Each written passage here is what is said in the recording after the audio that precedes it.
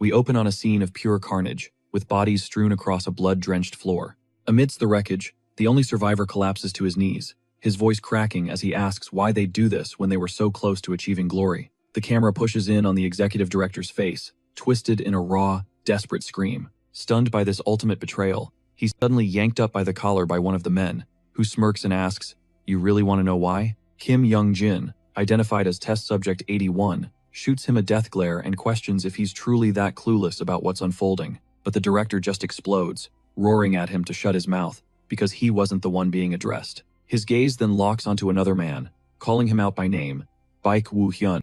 And that's our introduction to Baek. This man was the project's living Superman, and the director begins to grovel, calling him the single greatest masterpiece they had ever engineered. He dangles the promise of anything Baek could ever want, but Baek's reply is ice cold. He doesn't need a thing. Seeing that his words are useless, the director's desperation boils over into pure fury, and he calls Baek an absolute fool. Then comes the threat, warning him that the corporate alliance shows zero mercy to those who betray them. The warning escalates, promising that it won't just be him, but his entire family who will be utterly destroyed. But before that sentence can even be finished, a blur of motion flashes past, and the director is silenced for good. The shot cuts to Young-jin, pulling a dagger from his own stomach. Grievously injured, Young-jin is enraged at the sight of the dead director, complaining that he still had things to ask him. Just then, a system window materializes, announcing that the special mission has been officially completed. A look of profound relief washes over Baek as he realizes he's finally breaking free from this hellscape, his finger hovering over the exit button. A dark voice suddenly whispers, questioning where he thinks he's off to. The voice asks if he's so quick to forget them all the souls who were left behind. In an instant, spectral figures swarm him from all directions, crying out for a bloody campaign of revenge.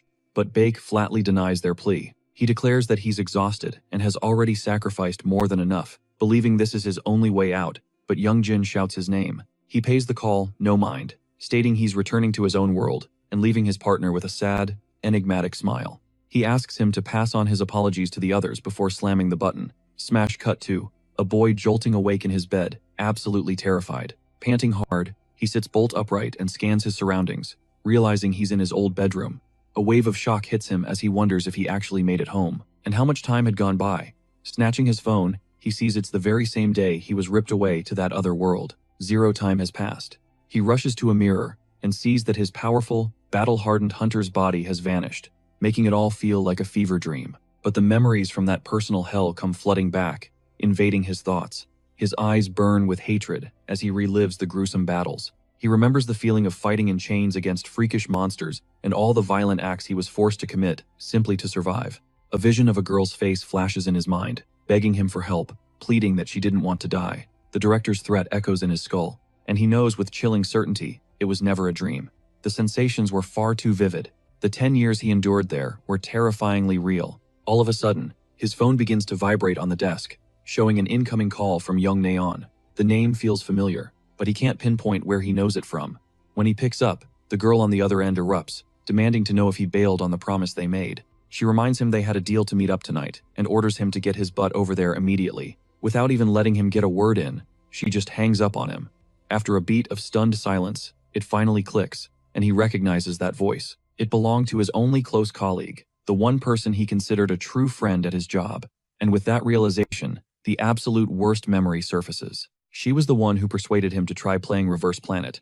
A dark suspicion forms in his mind, and he knows he has to find her. The scene transitions to the outside of a restaurant. He steps inside and almost instantly hears that same familiar voice calling out to him. It's Naeon, waving him over from one of the tables with a massive smile, saying it feels like it's been ages since they last saw each other. After he sits down, she asks if he plans on drinking tonight, but Baek tells her he's going to pass on the alcohol. He knows it would be a reckless move to drink in his current state, so the girl just says she'll order food. Moments later, the meat is delivered to their table. It immediately begins to sizzle on the grill, filling the air with a mouth-watering scent, but she gets right down to business. She asks if he's had a chance to play that Reverse Planet game. He tells her he only got as far as creating his character and watching the intro, which seems to shock her. She scoffs that you can't even call that playing, which causes his face to harden. Beneath the table, his hand clenches into a white-knuckled fist. His mind screams about the decade of hell he suffered because of her, but she's totally oblivious, complaining that he promised to be a regular guest on her stream. Then it all falls into place. He remembers she was a streamer, which explains why she was so pushy about the game. Despite his rage, A strange sense of relief washes over him, because this confirms he's truly back. We cut to him in his room, already deep into his computer. He's scouring the internet for any clues about the game, eventually finding the corporation that made it, and discovering their headquarters is in the United States.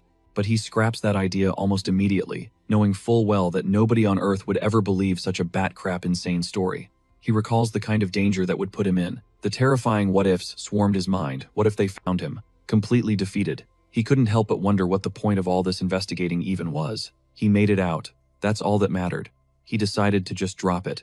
He was going to wipe the whole nightmare from his memory. Time to focus on the real world again. With a newfound resolve, he got dressed, ready to slam the door on the past. And just like that, he started over. He started hitting up his friends again, desperately trying to build some kind of normal life. Baek Woo-hyun actually started going to school, trying his best to just be a regular dude. But even in the middle of class, the scars etched across his back were a constant, burning reminder of the hell he'd survived. But then, a dark voice whispered in his mind, taunting him, asking if he truly ever came back. Suddenly, he whipped his head around, a cold chill running down his spine, as if he'd just felt an unseen presence. He frantically scanned the classroom, trying to figure out what was going on, but the visions came rushing back with a vengeance. The tormented souls were screaming, demanding revenge, begging him to kill. Overwhelmed by the psychic assault, he accidentally knocked his phone off the desk, and it hit the floor with a loud crack. Every student stared, wondering what was up with the resident weirdo. Unable to take the eyes on him, he bolted from the classroom and into the empty hallway.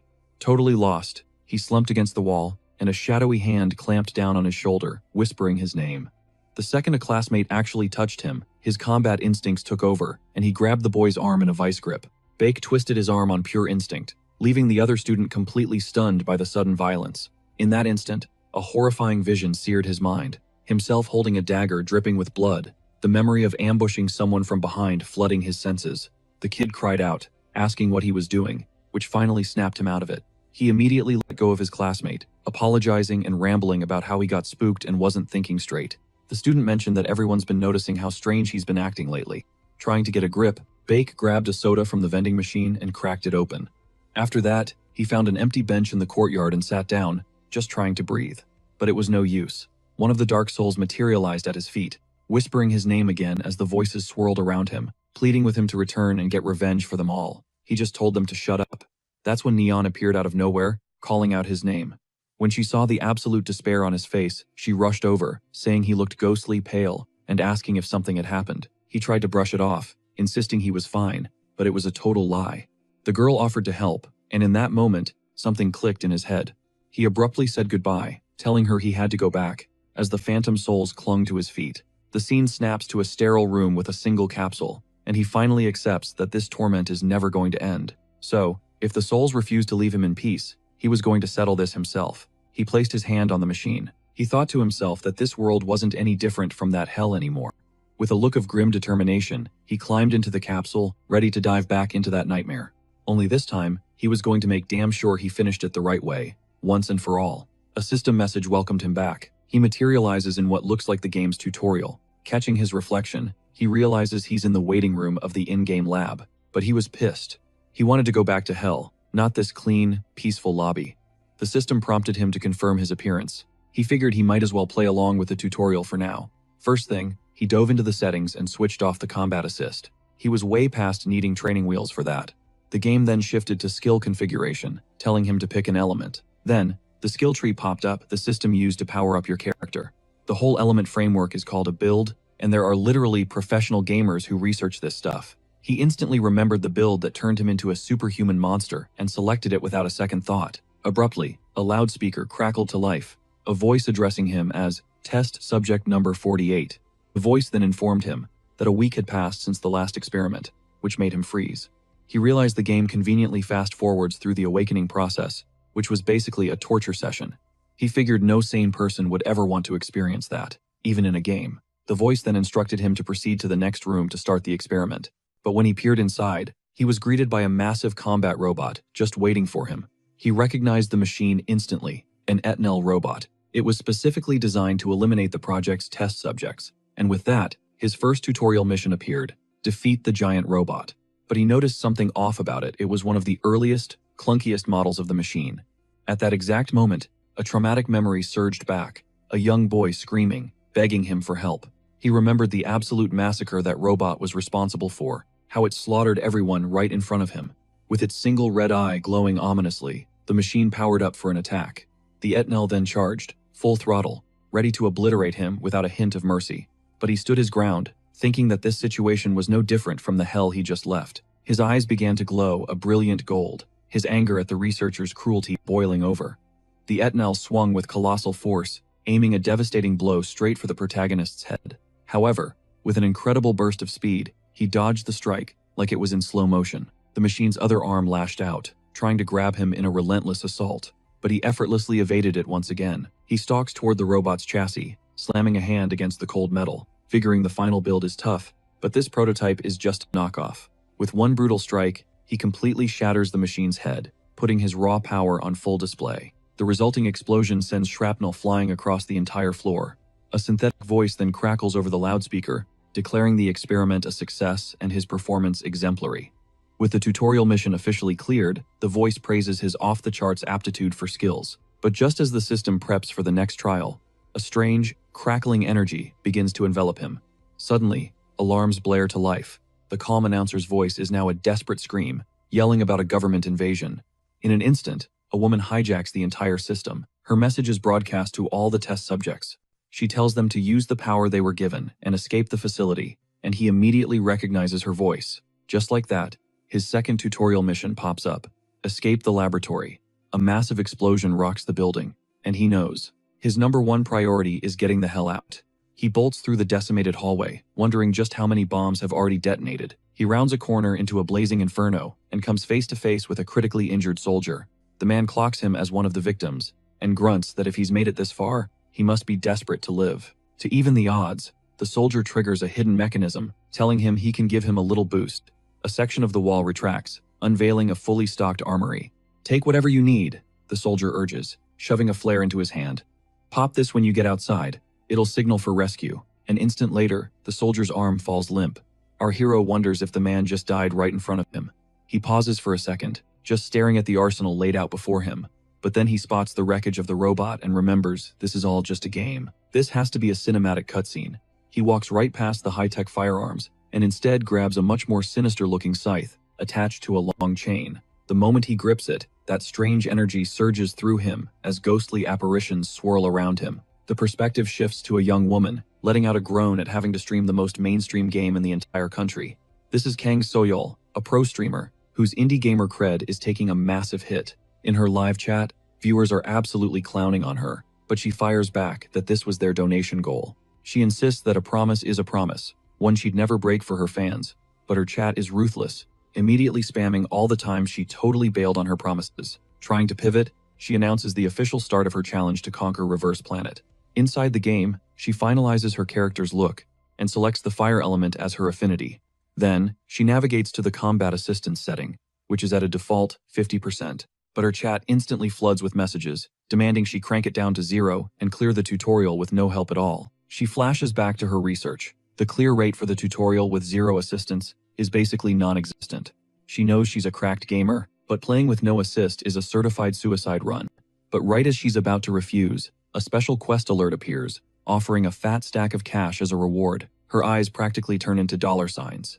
She flips her opinion on a dime, declaring that a true streamer always accepts a challenge. So, she announces she's going in with 0 assistance and dashes off excitedly to start her run.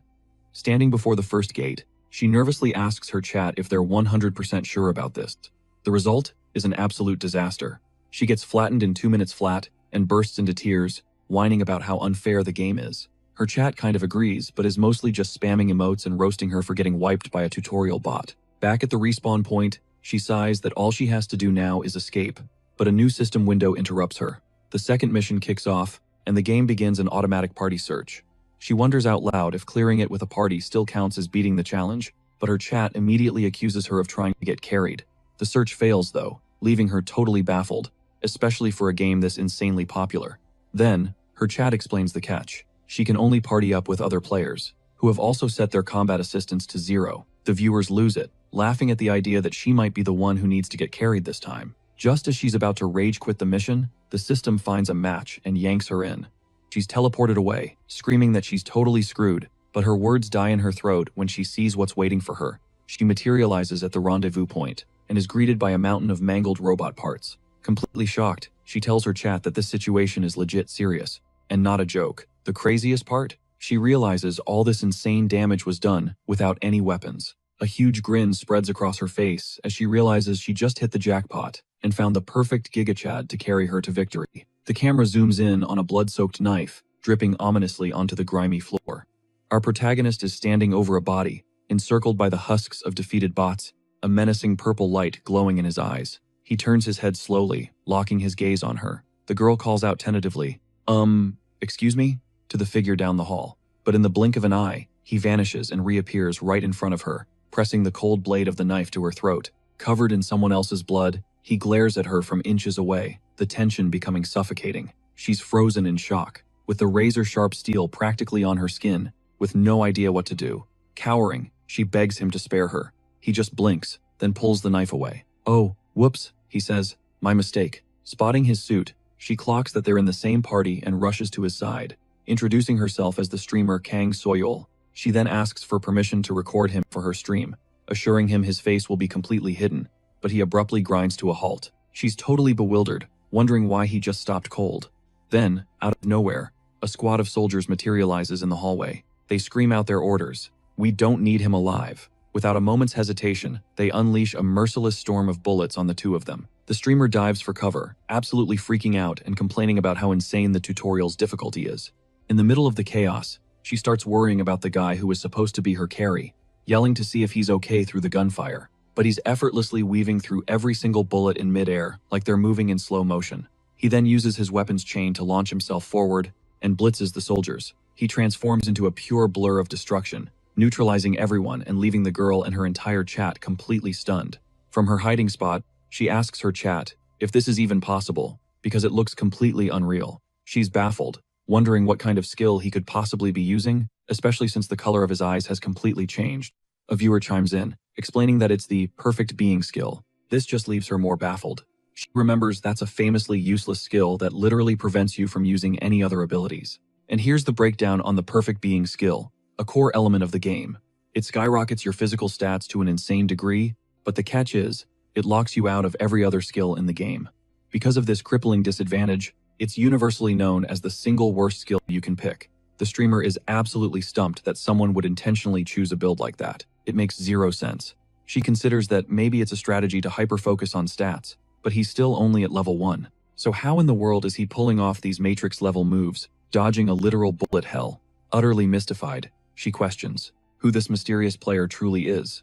In the blink of an eye, he eliminates another soldier with a vicious and brutal strike. And just like that, the hallway is cleared, a path paved with fallen bodies. But dark, spectral voices begin to whisper in his mind, hissing that this isn't nearly enough. They swarm his thoughts, demanding a far more savage revenge, their thirst for vengeance still unquenched. Without warning, a sniper appears at the far end of the hall, taking aim. The crosshairs of the sniper's scope zero in on its target, ready to deliver the killing blow and end everything. Soyol feels the imminent danger and screams a warning, trying to tell him he's about to be shot. But in a shockingly swift motion, he yanks her in front of him, using her body as a human shield to absorb the impact. The sniper doesn't let up, continuing to fire as bullets ricochet wildly around the corridor. Realizing he missed his chance, the sniper seethes with rage, while the streamer is knocked to the floor. But using a gun she managed to grab, she retaliates with a perfectly aimed headshot, taking the soldier down. She collapses on the ground, panting with relief, as her chat erupts, accusing her of kill-stealing from the main character. He then walks over and asks her how it felt to put that guy down. Flashing a triumphant grin, she brags that at least she proved she could be useful. Suddenly, a vivid memory flashes through his mind, a little girl's voice, happily calling his name. It's a flashback to his past, surrounded by the other prisoners from that nightmarish facility. Snapping back to the present, she calls out to him, but he just gives her a cold, empty stare. She gets a bad feeling and asks if he's mad at her, but his reply is chillingly flat. No, he says she was a big help, which causes the chat to explode over how kind he is. Overjoyed, she asks if they can team up for the tutorial, and he simply agrees. As they begin to walk, he introduces himself as Baek Woo-yoon, which catches her completely off guard. She then has to ask if it's for real. Did he actually pick the perfect being skill? He confirms it without hesitation. Overcome with curiosity, she asks how he dodges bullets, but he dismisses the question, saying he doesn't really like games. He then halts again, and she asks him, confused by yet another sudden stop. Bake warns her that there are two Edenel robots positioned about 20 meters ahead. She's completely floored, since he shouldn't have any detection skills to know that information. But just a few moments later, two massive robots stomp into the hallway, proving his senses were dead on.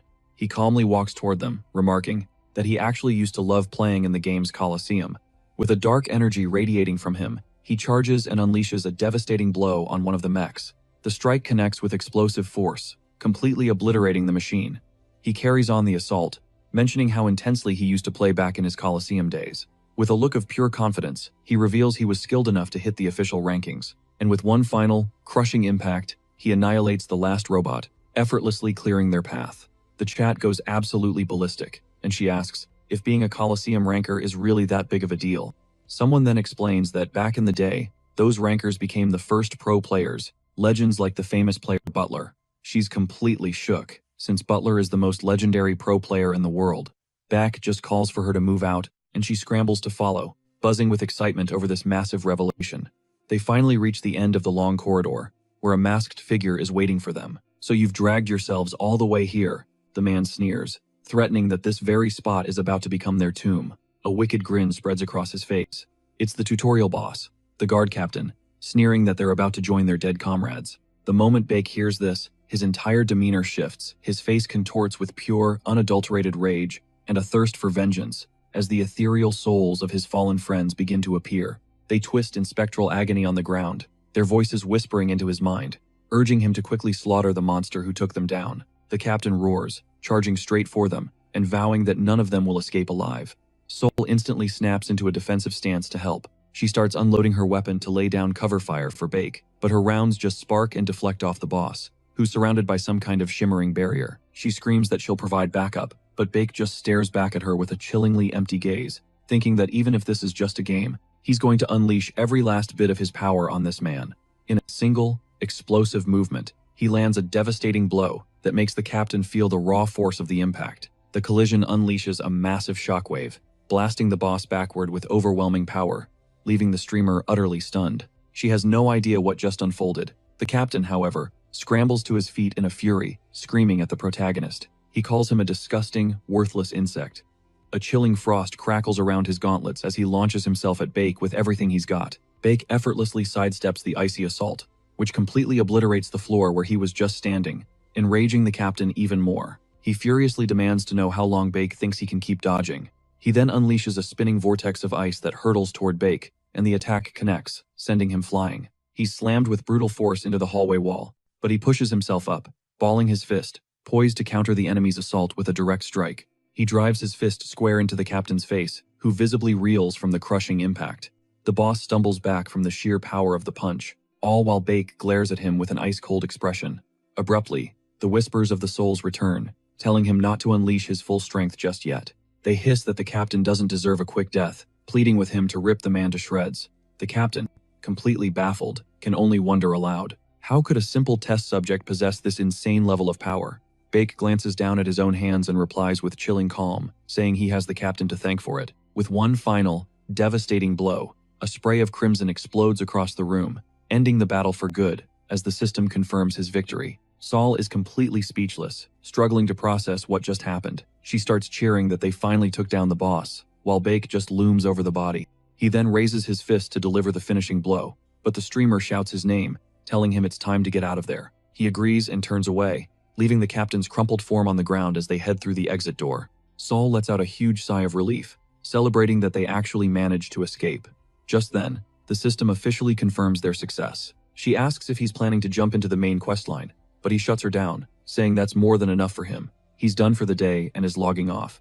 But she quickly tells him to wait just a second, because she has an offer for him. Her words pique his curiosity, and the streamer immediately ends her live broadcast, hyping up her chat that the challenge was a massive success. After the stream cuts, she turns to him with a genuine thanks, and he looks at her with a hint of hope, asking about her proposal. She asks if he would consider being a regular feature on her streams. He looks a little thrown off, so she clarifies that she plans to focus on main quests, and a lot of PvP content. The girl presses on, promising to work around his availability, and even offering to pay him, but he flat out turns her down. From the look on his face, she knows there's zero point in pushing it. So instead, She asks if she can at least add him as a friend in the game. He finally caves and agrees. Before she goes, she says her goodbyes, telling him she had a blast playing with him, and then logs out. Now alone, he reflects on how he finally cleared the game's tutorial, but a nagging question surfaces in his mind. He wonders why he still hasn't been sent back to the other side. Meanwhile, in a different place, someone is frantically typing on a keyboard. They're posting all about the incident. At that moment, Bake had no clue about the firestorm his gameplay was about to ignite, all across the internet. To make things even weirder, an anonymous donation pops up carrying a seriously ominous message. It asks what it feels like to be back in reality. The scene then cuts to the headquarters of Planet Earth, the corporation behind the game. Inside, the entire development team was in a state of absolute panic, all because of a single player. One of the employees is rewatching the gameplay footage. He's in total disbelief at what he's witnessing.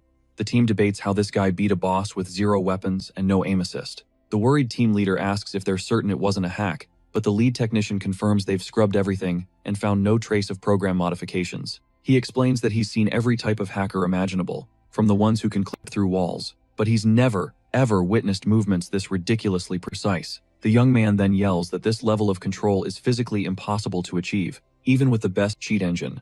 The boss then speculates that it might be a completely new, undiscovered type of hack. Either way, he declares that they have to get to the bottom of this situation, and fast. The scene then shifts over to Woohyun. He's chilling with Nayeon at a coffee shop.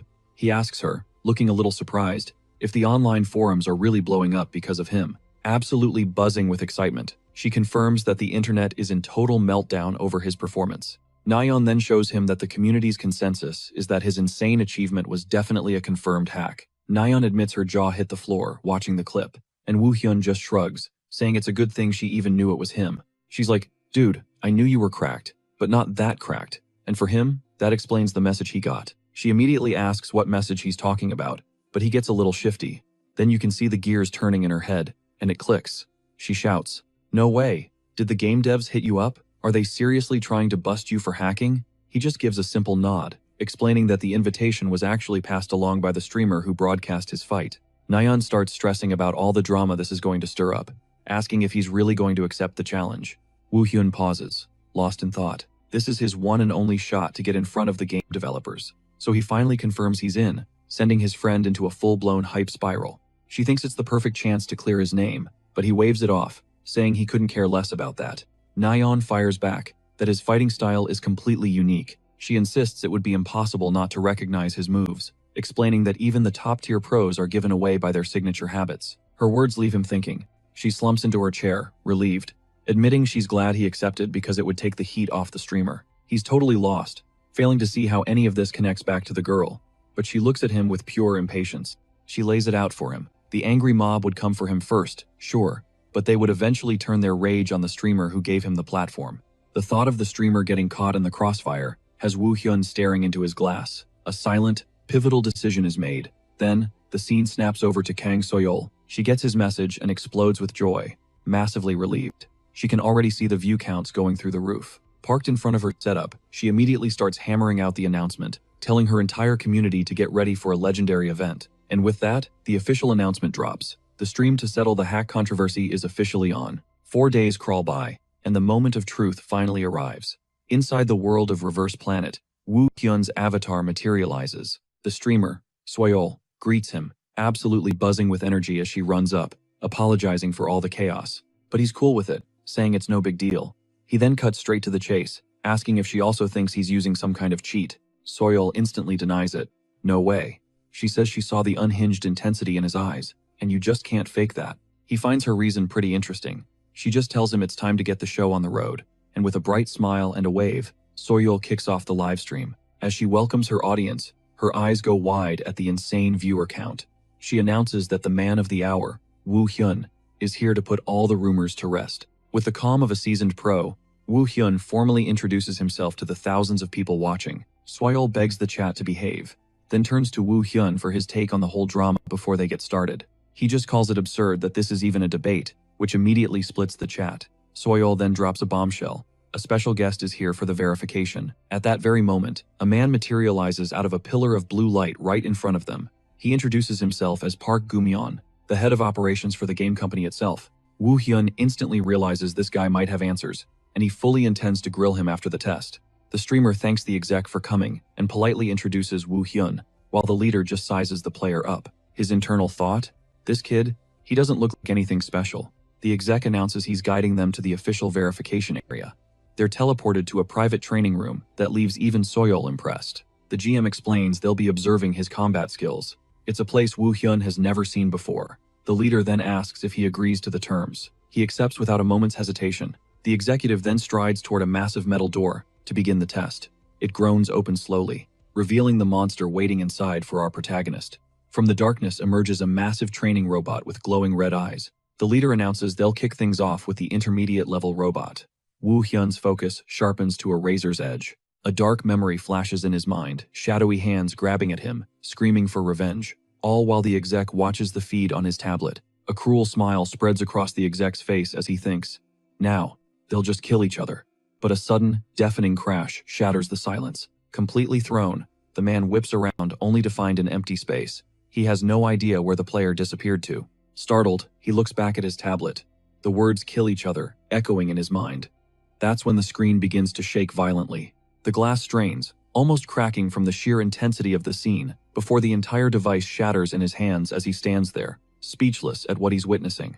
On the feed, Woo Hyun, shrouded in a sinister aura, is literally annihilating the robot with his bare hands. The exec realizes instantly this wasn't a hack. This was power on a completely different level. Woo Hyun plants his foot on the robot's smoking wreckage, signaling the fight was long over. He coolly informs the leader that the first test is done, leaving the man utterly frozen in shock. The exec confirms there was no hack detected but complains the fight was too quick. He then challenges Woo Hyun to fight in a very specific way. The young man agrees on the spot.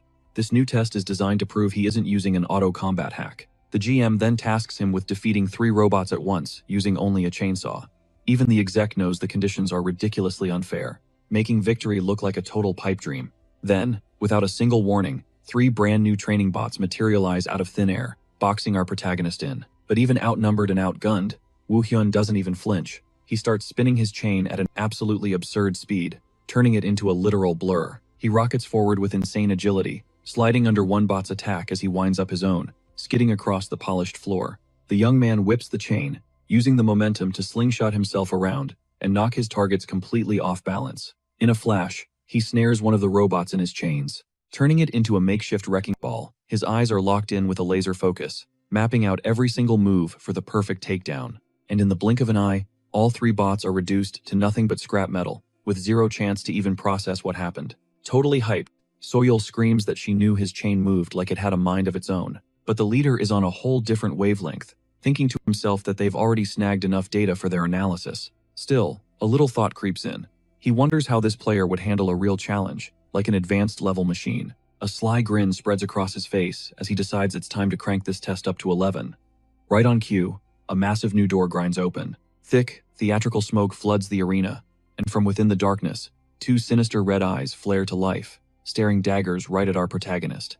A new robot, this one with a terrifyingly human silhouette, emerges from the fog with a slow, deliberate walk. The GM's voice booms out, announcing the final test is against the advanced robot model, Edible. Woo Hyun is frozen solid, a flicker of recognition in his eye as he processes the machine's name. Now, the hero and the robot stand face to face in a silence so thick you could cut it with a knife. Suddenly, a horrifying vision of a brutal massacre flashes through our protagonist's mind. The edible robot's face then contorts into a twisted, bone-chilling grin, like it's actually enjoying the psychological torment. With pure hatred burning in his eyes, Woo Hyun's aura flares to life, signaling to everyone that this just got deeply personal. In a split second, the machine explodes forward, its fist a blur of motion.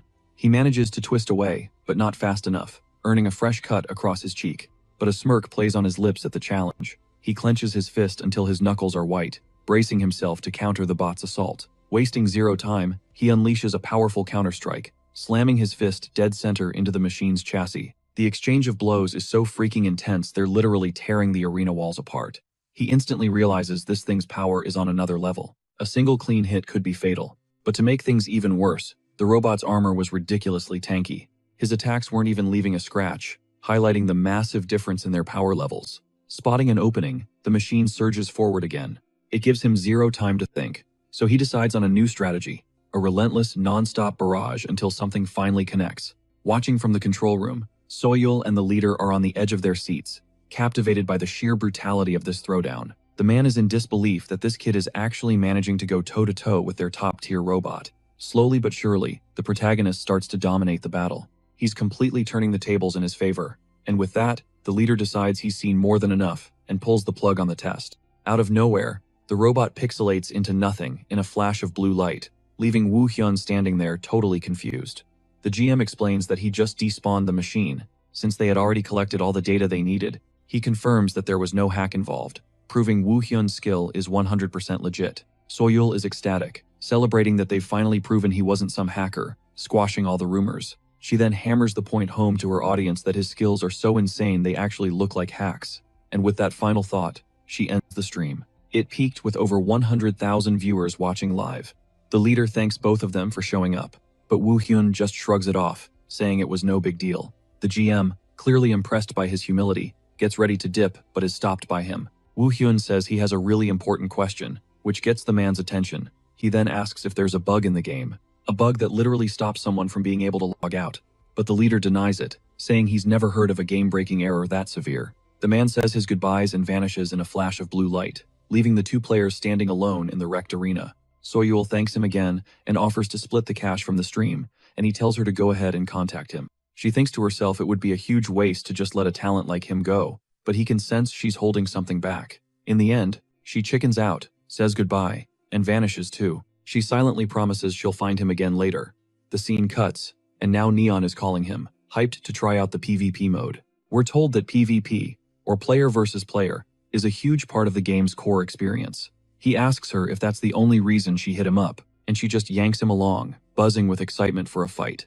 Neon insists that PvP is the absolute heart of the game, and that he can't just brush it off. But Woo Hyun is thinking that while the story mode reminds him way too much of his old world, PvP offers something completely new. She then starts breaking down the modes, starting with Duel, which is a classic one-on-one or two-on-two battle.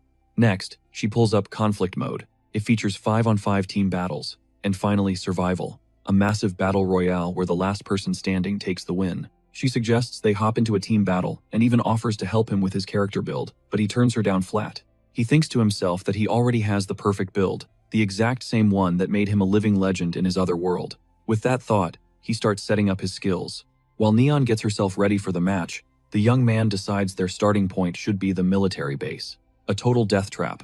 Nayeon gets totally hyped and begs to record the match, and he finally caves. Psyched, she smashes the start button without a second thought. The system immediately confirms their drop point, the military base. As the 60-second timer ticks down, she gives him a casual wave, hoping they both make it out of this alive. Cut to the players spawning across the map, all of them gearing up for the impending chaos.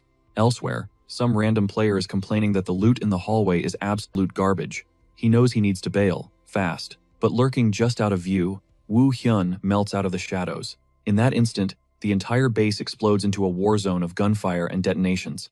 That's when the kill feed goes absolutely ballistic. Just a constant stream of Woo Hyun's name taking out player after player. She's left totally speechless. One player, wondering what in the hell is going on, is caught completely off guard, ambushed from behind. With zero time to react, a single clean strike from Woo Hyun drops him. He surveys the area and realizes he's cleared out the entire zone. He's reminded of how he used to mow down entire armies back in his own world, and for a moment, he thinks the slaughter is finished. He turns to leave, but something catches his eye. A desperate, crackling voice message from Nayeon comes through. She's begging for help. He yanks open the map and sees her icon blinking on the far side of the compound, way too far away. Without skipping a beat, he demands her exact position. "Third floor rooftop," she replies, warning him to be careful. With firefights raging on every floor of the building, he tears through the chaos at a dead sprint, blasting past other players shouting warnings about him. One of the guys is stunned, silent by his sheer speed, while his buddy charges up a fire attack, but our protagonist just weaves right past the flames. He blocks a blade with his gauntlet, and in one fluid motion, grabs the enemy's arm and completely smothers the fire ability. Then he takes the guy out with a single, precise blow, leaving his partner frozen in shock. The remaining player becomes enraged. He unleashes a dark, swirling aura, revealing his true power. With a furious roar, he launches a devastating blast straight at Woo Hyun. But Woo Hyun just vaults right over the wave of energy, dodging the attack with unbelievable agility. The player is livid to see his ultimate move fail, so pathetically.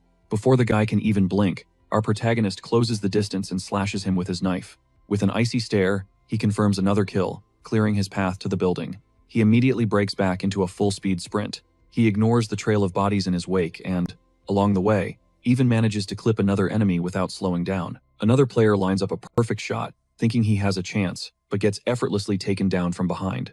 He finally reaches the building and pings Nayeon. She offers to provide sniper support from the roof, but he tells her to stay put for now as he gets ready to breach. He presses his ear to the door, carefully listening, trying to sense the enemy presence inside. He can feel at least 5 of them. They're waiting for him in the darkened room, so he kicks the door in and steps inside, but someone was already hiding right there for an ambush. The enemy smirks, ready to plunge a knife into our protagonist's back, but in less than a heartbeat, Woo Hyun's hand clamps down on his wrist. The attack stops dead in midair. The guy is in total disbelief, unable to process how his perfect ambush was just shut down. With a lightning-fast move, Woo Hyun flips the script and strikes the enemy from behind, eliminating him. He lets the body drop, thinking he has to hurry up and get to Nayeon. Not wasting a single moment, he bolts up the stairs, leaving a wake of defeated enemies behind him. And with that, the kill feed lights up again, showing him taking out 4 more players in rapid succession. Watching the notifications from outside, Nayeon is floored by the carnage. She realizes Woo Hyun isn't just fighting, he's farming enemies without even breaking a sweat. But suddenly, she feels a presence creeping up right behind her. It puts her on high alert. It was Woo Hyun, who had appeared from nowhere and completely startled her. Using a speed skill, he snatches her chainsaw, and she complains that he nearly gave her a heart attack. She says she didn't even see him move, and he wonders if she was ever in any real danger. Nayeon asks if he wiped the entire building, and he just questions the insane weapon she chose. Totally hyped, she announces she'll carry the rest of the game now, which actually makes him laugh. With the game over, the results screen declares their victory, with Woo Hyun racking up 25 kills. Back in the lobby, they see they've hit a 10-game winning streak and decide to call it a night. She then just stares at him. Realizing her friend is an absolute gaming demon, the streamer, Soil, excitedly tells him to give her a few days, promising a massive streaming contract is coming his way. But he flat out refuses, saying he's not interested since he doesn't even intend to play the main story. Still, she begs him to reconsider before saying goodbye. Disappearing in a shower of blue light, Woo Hyun is left alone, frustrated that even the PvP mode gave him 0 clues. The scene cuts back to the real world, showing the city silent in the dead of night. In her room, the streamer Soil was lying in bed, staring excitedly at her phone. She was scrolling through the community forums, which were completely exploding with posts about her stream. Overjoyed, she just rolled around in bed celebrating, knowing she had absolutely hit the jackpot.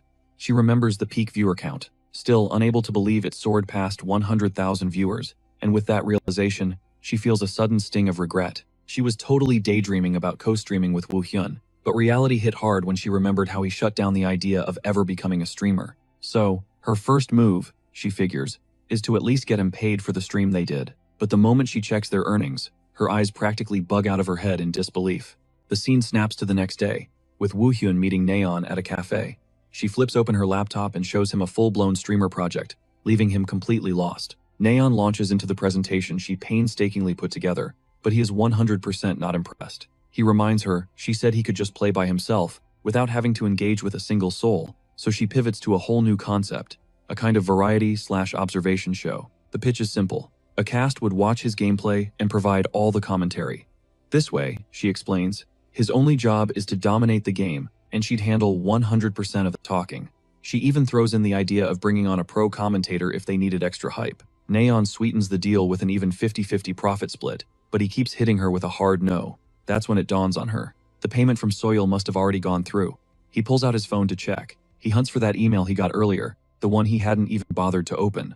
The message displayed a payout of 6.6 million won, with a special donation attached. Nayeon's jaw drops at the insane amount, but Woo Hyun's eyes are glued to the donation message, reading every word. The kid freezes solid, looking like he's just seen a ghost.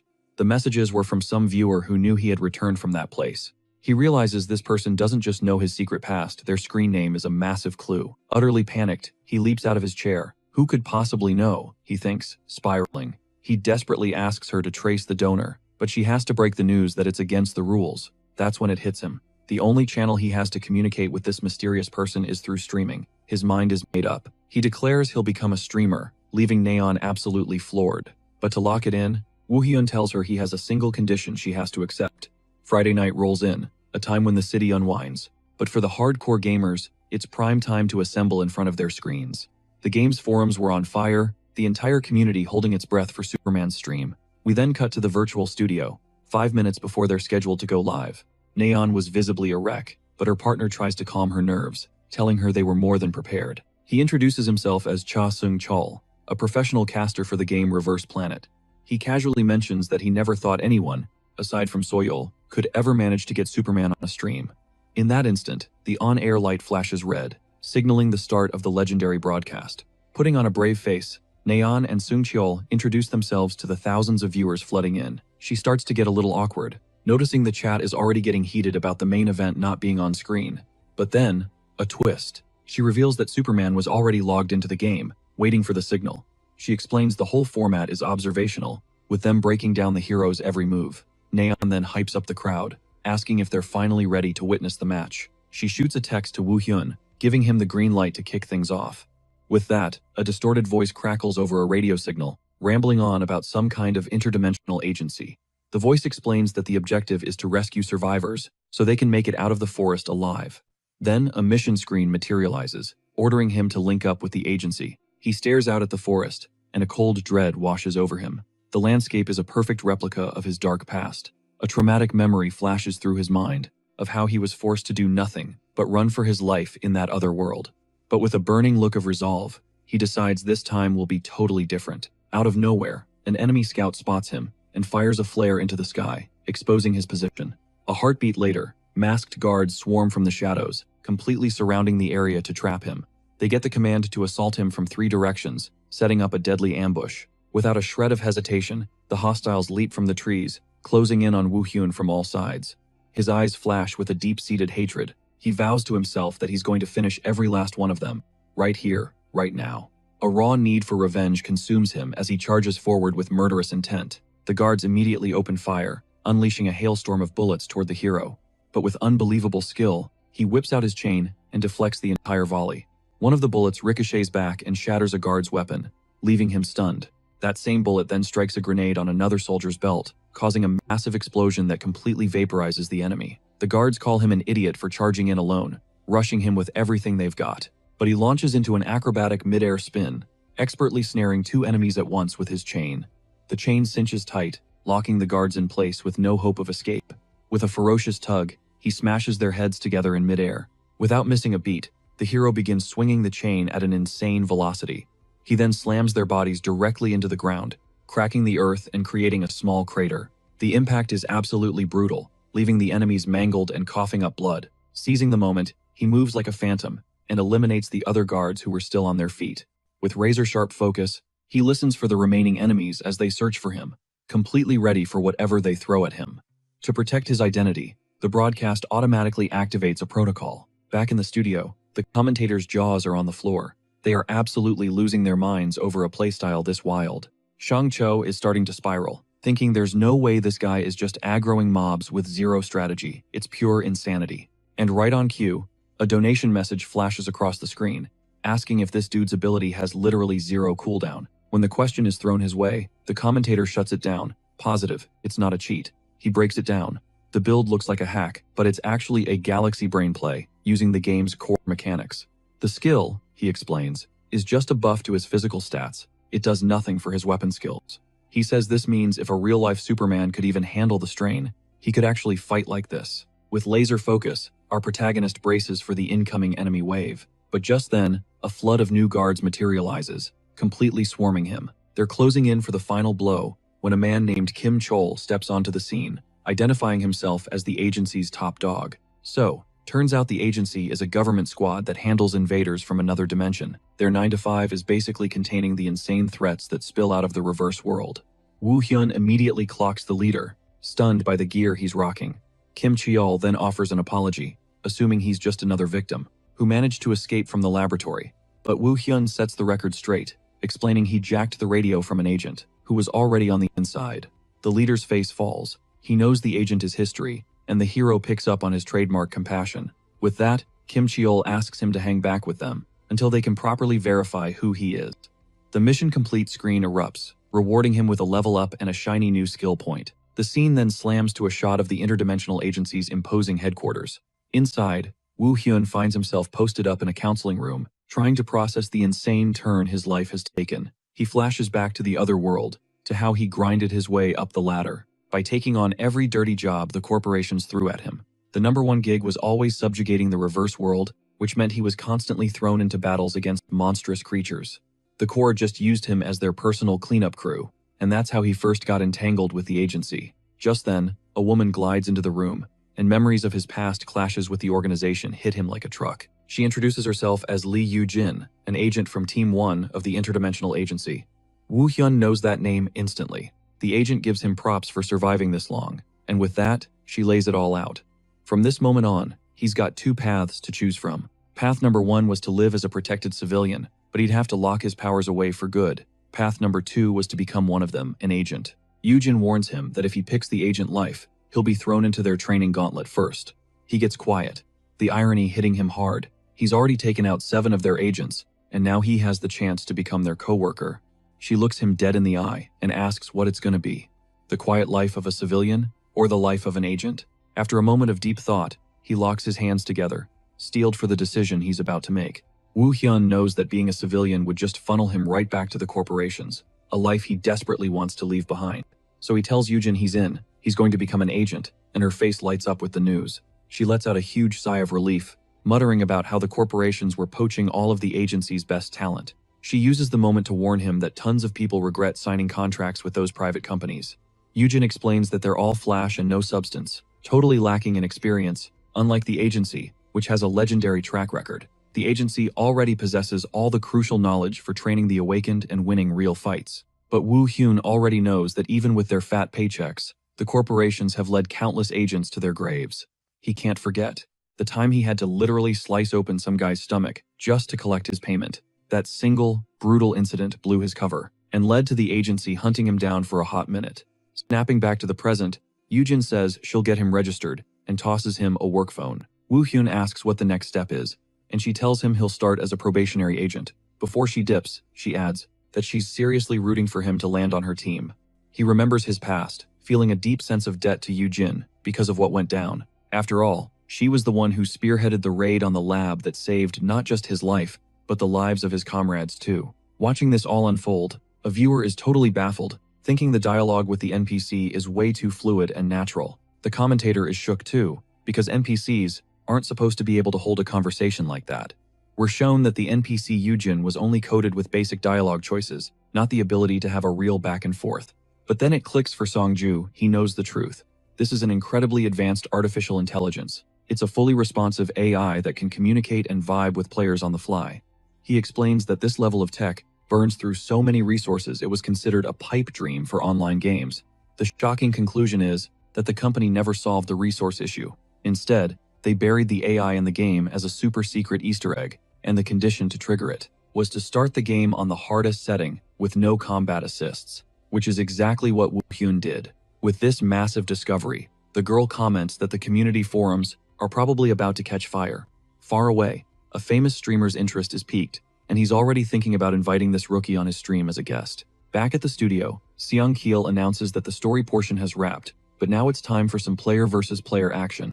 The scene cuts to Woo Hyun, waiting in a desolate room for the mysterious anonymous spectator, 62. But instead of some legendary player, a single, unassuming laptop materializes before him. Meanwhile, a shadowy figure demands an immediate alert if spectator 62 makes a donation. As the announcer gets a ping from Woo Hyun, his message is simple: he's ready. She pivots to the audience, a grin on her face, announcing the day's main event will be a one-on-one showdown. The announcer points out that this is the first time the infamous physical hacker has ever entered a direct confrontation. Her co-host, Seong Chul, then breaks it down. He's starting from the absolute bottom of the general league, just like any other rookie. We see the ladder has 8 distinct ranks, and hitting bronze requires 10 consecutive wins. He notes that pros can grind this out in 30 minutes, while average Joes might take up to 2 hours. Suddenly, a pop-up mission flashes on screen, dangling a massive prize for anyone who can reach bronze in under half an hour. A streamer issues the challenge directly to Woo Hyun, who accepts with a cool, confident smirk. The two announcers are absolutely buzzing with excitement. They're dying to see if he can actually pull off the speedrun. But they were completely unprepared for the storm that was coming. A match is found. The fight kicks off in a suburban arena, with 10 seconds on the clock before round 1 begins. Leaning in closer, the announcer spots a bizarre detail that throws her for a loop. It's Woo Hyun. He's dual-wielding swords, a weapon class he has never once been seen using. His opponent totally writes him off, figuring he just needs to keep his distance to bag an easy win. The countdown starts, a ticking clock that proves just how badly everyone misjudged the physical hacker. The round begins, and his opponent instantly fires off a massive ice explosion. But in a split second, the mage's smug expression melts into pure, unadulterated terror. Before he could even blink, Woo Hyun was already behind him, a cold blade pressed to his throat. With one swift, surgical strike, he shatters the opponent into a cloud of pixels. The system dings, announcing Woo Hyun's victory. He secures the first point of the match. The next opponent zones in and instantly surrenders. He recognized he was up against a smurf of the highest caliber, and with that, another win is logged without a single sword being swung. The second match gets underway, and Woo Hyun unleashes a terrifying dark energy from his blades. The enemy watches in shock as his own special ability just fizzles out of existence mid-air. Then, in the blink of an eye, our protagonist ends the fight, claiming another soul-crushing victory. In the third game, a martial artist decides to try his luck. He rushes in, throwing everything he's got into a single combo, but the result is brutally the same. He's deleted before his attack animation can even finish. His legend is spreading like wildfire, and the next opponent enters the arena, sweating bullets. The wins keep stacking up at an unbelievable pace, one after another, an unstoppable rampage. In the studio, the commentators are just watching, their jaws on the floor, unable to process what they're witnessing. And just like that, in a staggering 20 minutes, he snags 10 victories and ascends to the bronze rank. Even the diamond-ranked announcer has to admit his run was nothing short of legendary. Song Chul calls the time surreal, but says the flawless win record is even more insane. He explains that most players have a weakness, a specific build that gives them hell. But it didn't matter what his opponents ran. The physical hacker simply dismantled them. He delivered a perfect, untouchable performance in every single fight. In that moment, the mission prize lands, and a fat donation flashes across the stream. The announcer offers her thanks, saying she can't wait to see what he does in the official ranked matches. But Song Chul's face is etched with worry. Now that it's a broadcast, stream sniping is a huge risk. He tries to reassure himself that the chances of a successful snipe are slim, hoping he's just being paranoid. The cue for a ranked match pops. The map is a gloomy cemetery, and to absolutely no one's surprise, a player successfully snipes Woo Hyun, spamming chat with celebratory emotes. The guy starts boasting about catching the hacker, and promises to teach him a lesson live on stream. But Woo Hyun simply draws his blades, completely ignoring the childish taunts. The announcer notes his composure, pointing out he's following instructions to ignore all the trash talk. Her partner looks a little uncomfortable, but announces that the fight is about to begin. The round starts. The enemy is instantly engulfed in a brilliant golden energy, screaming in agony as he powers up. He then unleashes a gigantic energy beam, blasting Woo Hyun across the map with the explosion. He screams in pure hatred as he charges forward, hell-bent on finishing our protagonist off for good. But Woo Hyun just watches him come, even considering letting the guy show off a little. Then he realizes it's just a complete waste of time, and ends him with a single, effortless strike. The system declares his victory, leaving the opponent bleeding and screaming curses. The countdown for round 2 begins, setting the stage for the next clash. Realizing he's about to get clapped again, the guy decides it's time to unleash his secret weapon. The round kicks off, and he emerges with a totally different, more menacing aura of power. Woo Hyun can feel the shift in the atmosphere as his own sword begins to thrum, glowing with a newfound, responsive energy. A devastating blow slammed him into the ground, the impact shaking the arena. But Woo Hyun's focus is laser sharp, analyzing his enemy's new attack patterns. They're faster, way more lethal. The dude just lets out a psychotic laugh, sneering as he asks if the hacker finally got his little message. He roars that round 1 was just him taking it easy. But now, the kid gloves are coming off. That single word hacker triggers a memory, flashing through Woo Hyun's mind. It's a flashback, the commentator's voice echoing in his head, telling him to absolutely demolish anyone who dared to call him that. Remembering that advice, a dangerous glint sparks in Woo Hyun's eyes. Okay, no more holding back. A sinister aura explodes from Woo Hyun's body, and his opponent feels a sudden chill as the entire vibe of the arena shifts. But he shoves the fear down, trying to convince himself he's still in control. He lunges forward, screaming at Woo Hyun to quit with the tough guy act. Woo Hyun's response is a single, earth-shattering stomp. A shockwave erupts from his foot, pulverizing the stone beneath him. In a flash of movement, he sidesteps the attack and carves a clean, precise slash across his opponent's back. The player gasps, a jolt of searing pain shooting through him as the brutal strike connects. Enraged, he spins around, a curse on his lips, but our protagonist is already coiled, ready for the next strike. He effortlessly parries the enemy's wild swing with his blade, the force of the block making the guy howl in agony. The player's face twists in pure disbelief. completely unable to process the insane power behind that simple counter.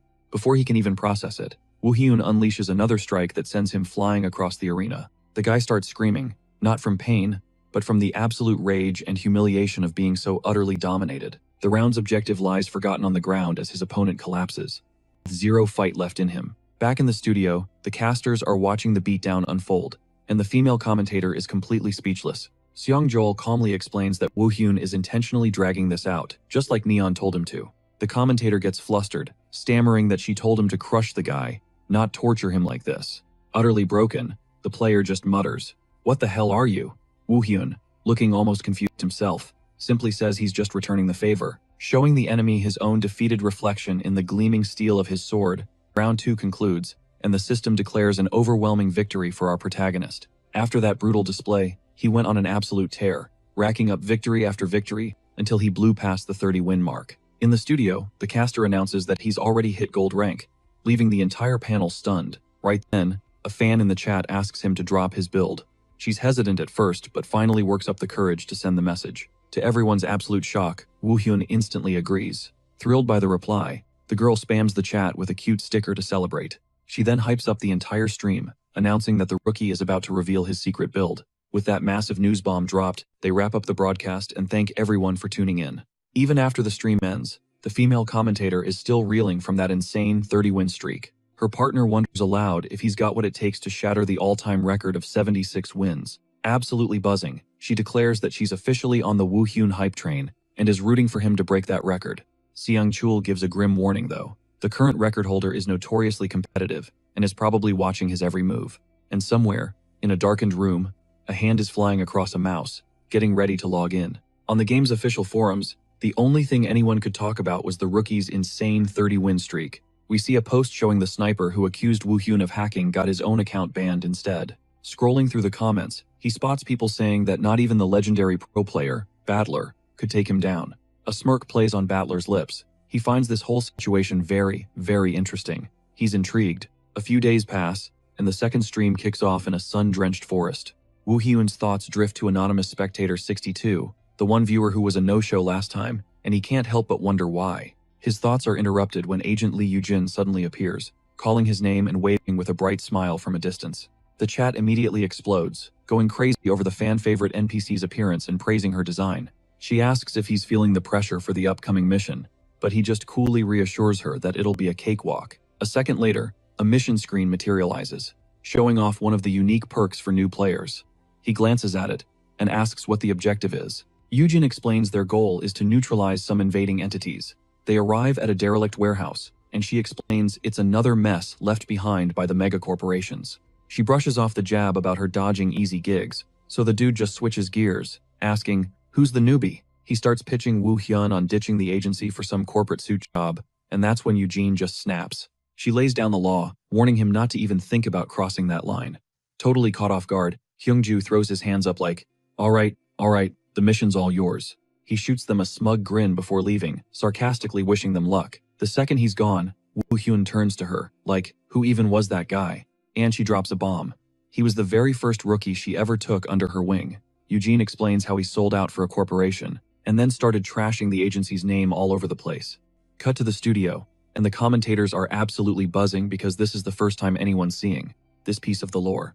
His partner totally agrees, pointing out how the game always just glossed over this stuff with zero detail. So they figure it out. The AI is actively building out the world, all because of the choices Woo Hyun is making. Back at the portal, Eugene shakes off the heavy conversation and motions for him to head inside.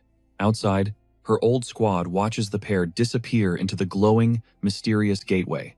One of them cracks a wicked smile, muttering that it's finally time to set their plan in motion. 20 minutes later, the scene cuts to a shadowy, twisted forest. Inside the reverse world, Woo Hyun's eyes are blazing as he casually wipes a fresh trickle of blood from his cheek. The fight is over. The camera pulls back to reveal a horrifying sight. Eugene is down, completely wrecked and losing a ton of blood. Lying next to her, stained crimson, is the very same bullet she'd given him earlier. Then, the scene flashes back, showing them both stepping out of the shimmering blue portal. Eugene tells him this is it, the entrance to the reverse world. As they move forward, Woo Hyun gets a crazy sense of deja vu. This place looks exactly like a world he's been to before. But then, all of a sudden, The whole dimension starts to glitch and tremble violently. He immediately knows something is deeply wrong. This isn't normal. Right then, Eugene screams his name as a blinding light erupts behind her. She desperately tries to yell a warning, but it's useless. The screen cuts to black. Now, they're stranded in a pitch-dark, eerily silent forest. Woo Hyun looks around, and the chilling realization hits him. He's been separated from Eugene. He reasons that Gateway's collapsing is a known risk and braces himself for a fight. On cue, a disgusting horde of monstrous spiders crawls out from the shadows, boxing him in completely. His first thought, take out the trash. Then, he'll find Eugene. He pops a skill, and his hand ignites with crackling golden energy. He unleashes his wide-range thunder skill, blasting every single creature with a massive lightning strike. But right in the middle of the chaos, one of the spiders morphs into some kind of twisted, shadowy abomination. Elsewhere, Eugene is locked in a desperate battle of her own, but the shadow monsters just keep coming. It's a never-ending swarm. She realizes this forest is way too big, it feels more like a mid-level zone. Taking a ragged breath, her gut screams that this is a setup.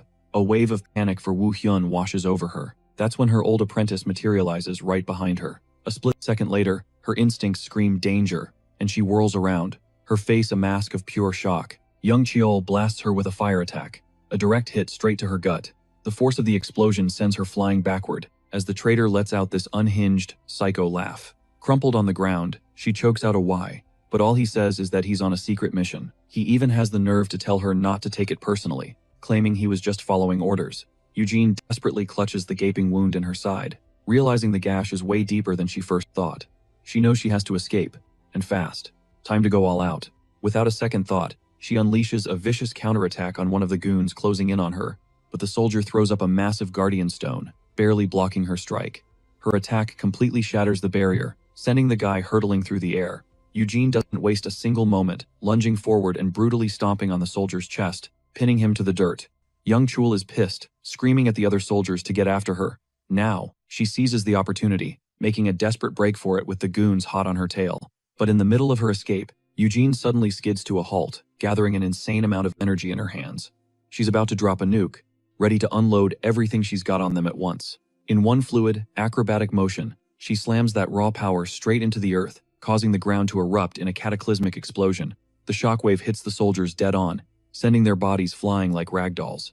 Using the chaos as cover, Eugene dives into a nearby burrow. The soldier who was supposed to be watching her starts to totally freak out, immediately blaming his buddy, screaming that it's his fault they lost her. Their leader just barks at them to fan out and sweep the area to find her. Far away, Eugene's hand pushes through a pile of leaves, revealing she gave them the slip. She thinks to herself that if it wasn't for that burrow, she'd be dead for sure.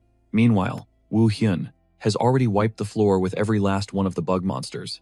He examines the tracks on the ground, positive he can feel Eugene's energy lingering here. His face hardens. He knows without a doubt that she's in some serious trouble. Out of nowhere, the blue mission sphere flares to life, its light pulsing to reveal a new path, as Eugene's voice suddenly blasts from it, a haunting echo that cuts through the dense forest.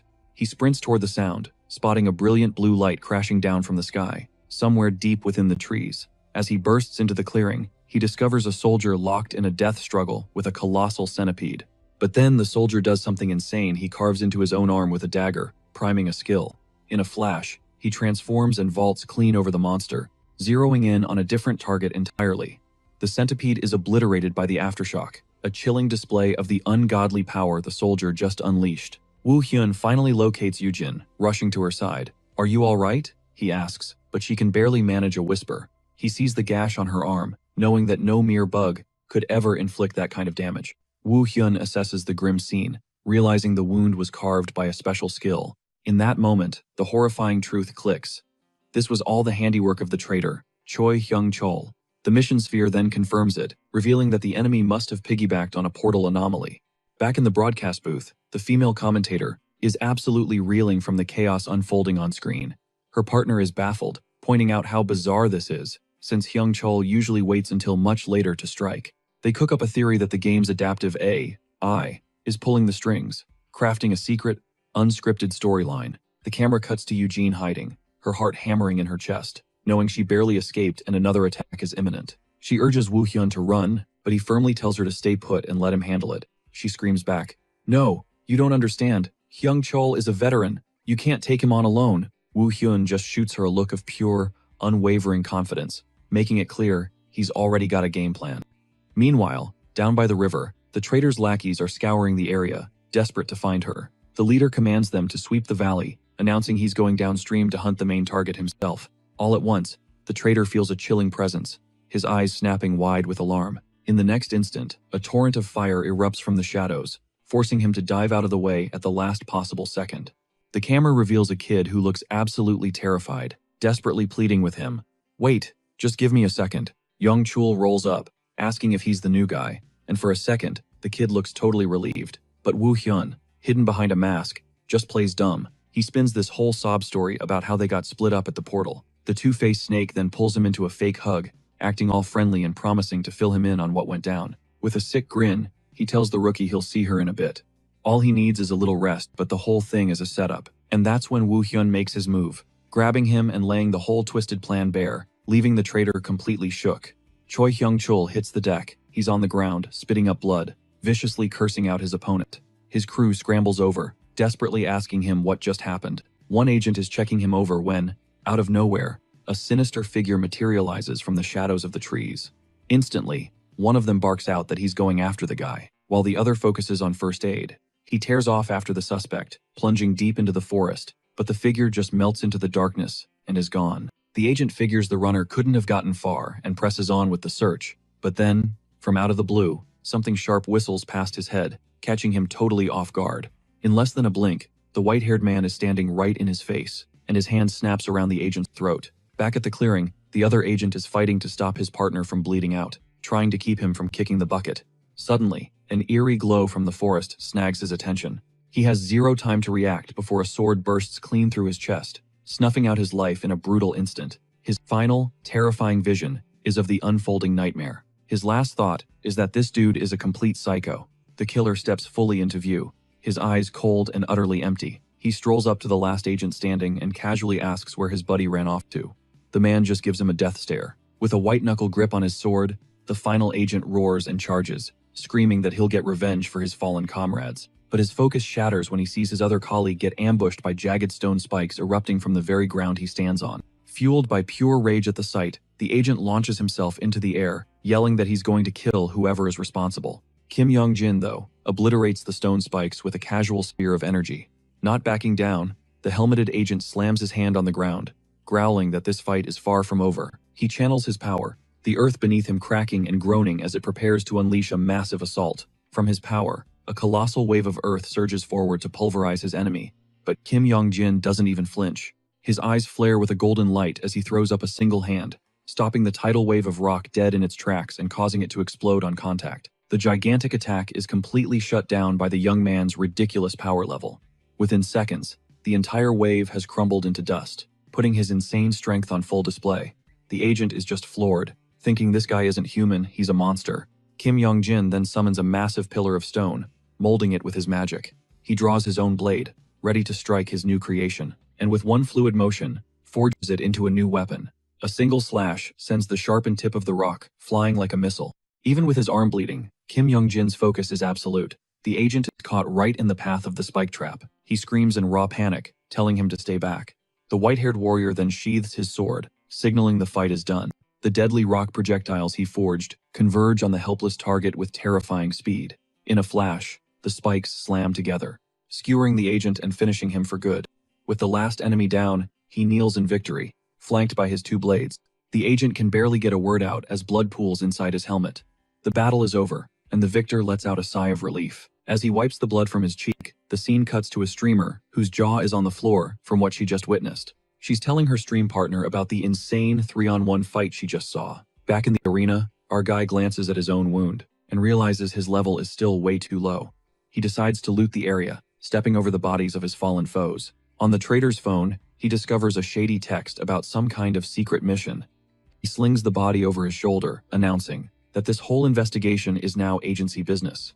But he also finds a seriously powerful dagger, an item that magically returns to his hand. He also scores the victor's bracelet, which amps up his skill power, and to top it off, the hermit's necklace, a perfect item for stashing or summoning gear whenever he wants. He grips the dagger, thinking about how easy it is in this world to see an item's stats. With that, he sheathes his swords.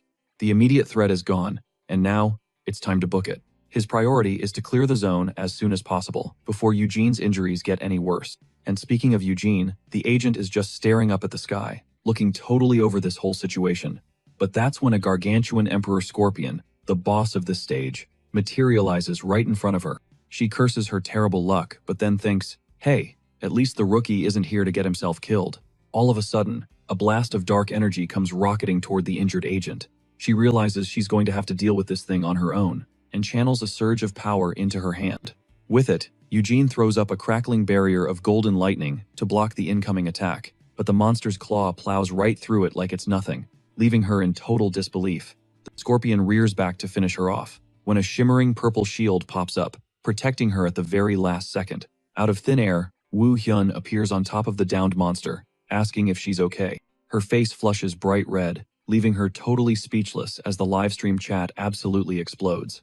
Then, the world around them begins to fracture, splintering apart like a shattered mirror. It's a dead giveaway that the portal is collapsing.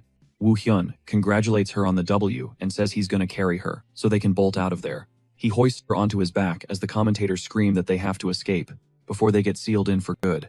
He yells at her to hold on tight, which makes Agent Eugene visibly flustered by the whole scene. The pair makes a desperate sprint toward the shrinking portal, while the reality behind them crumbles into nothingness. The second they burst through, a system notification announces the clear was a success, and he skyrockets several levels in an instant. Cut to the monolithic headquarters of the management agency. Inside, leader Kim Chol demands to know if it's true that Eugene was jumped and injured by an enemy squad. Woo Hyun confirms it, which sends the leader into a fury, snarling that they've officially crossed the line. The leader is in total disbelief when Woo Hyun says he eliminated all of them, asking how he could have possibly pulled that off solo. A flashback hits him hard, standing alone, completely surrounded by the corpses of the soldiers who ambushed him. As proof, Woo Hyun slaps one of their burner phones onto the desk, showing him the kill order right there in the message logs. Satisfied, the leader declares this will make the investigation a slam dunk and tells the kid to get some rest. But as Woo Hyun turns to leave, Kim Cheol calls out his name one last time. He offers a piece of advice that sounds a hell of a lot like a warning, mentioning that another opportunity is bound to come up. Until that day comes, he tells the young man to lay low, asking if he catches his drift. Woo Hyun confirms that he understands completely, his expression showing he knows exactly what needs to be done. A system alert chimes in that the mission is complete, and he can now select his second element. The livestream casters are losing their minds, celebrating the mission's conclusion, which was way more explosive than anyone anticipated. But then, a notification pops on the streamer's screen, and her eyes go wide. An anonymous whale just dropped an insane amount of money, and attached a special mission to the donation. Woo Hyun gets the alert, just as the streamer is freaking out over the massive tip. She immediately DMs him a screenshot, sparking his curiosity about this special mission. He realizes it's the same viewer who teased it earlier, and claimed they'd only drop the details when the stream ended. Woo Hyun thanks her for the heads up, and tells her to keep the broadcast going for now. Her co-caster, Song Chil, notices Neon is completely zoned out and asks her if something's wrong. She sees the donation was sent privately, just for her, but shoves it aside to focus. To play it off, she cranks the energy to 11, shouting that the stream is popping off, and they are jumping straight into PvP. They both remember that in the last PvP event, some mysterious female player was absolutely dominating the win rankings. It's explained that today's event is combat mode, a 5v5 match with 4 game types, but the chat immediately starts complaining, demanding duels instead of a team-based game. Neon just smirks confidently, telling them they'll change their tune once they see the action. The queue pops for an escort mission, and the attacking team gets ready to roll out. The commentator confirms, announcing the first match of the day will officially be an escort mission. He explains that the offensive team has to push the payload to the objective, while the defense tries to shut them down. A map flashes on screen, detailing the route, and the streamer is hyped to see this so-called goddess perform. The system announces the beginning of round 1, and the payload lurches forward. The attackers move with the objective, but Woo Hyun hangs back, observing the field. Suddenly, he breaks off from his team, taking a route that leads far away from the objective. The move completely confuses the casters, who wonder why he's peeling away right at the start of the game.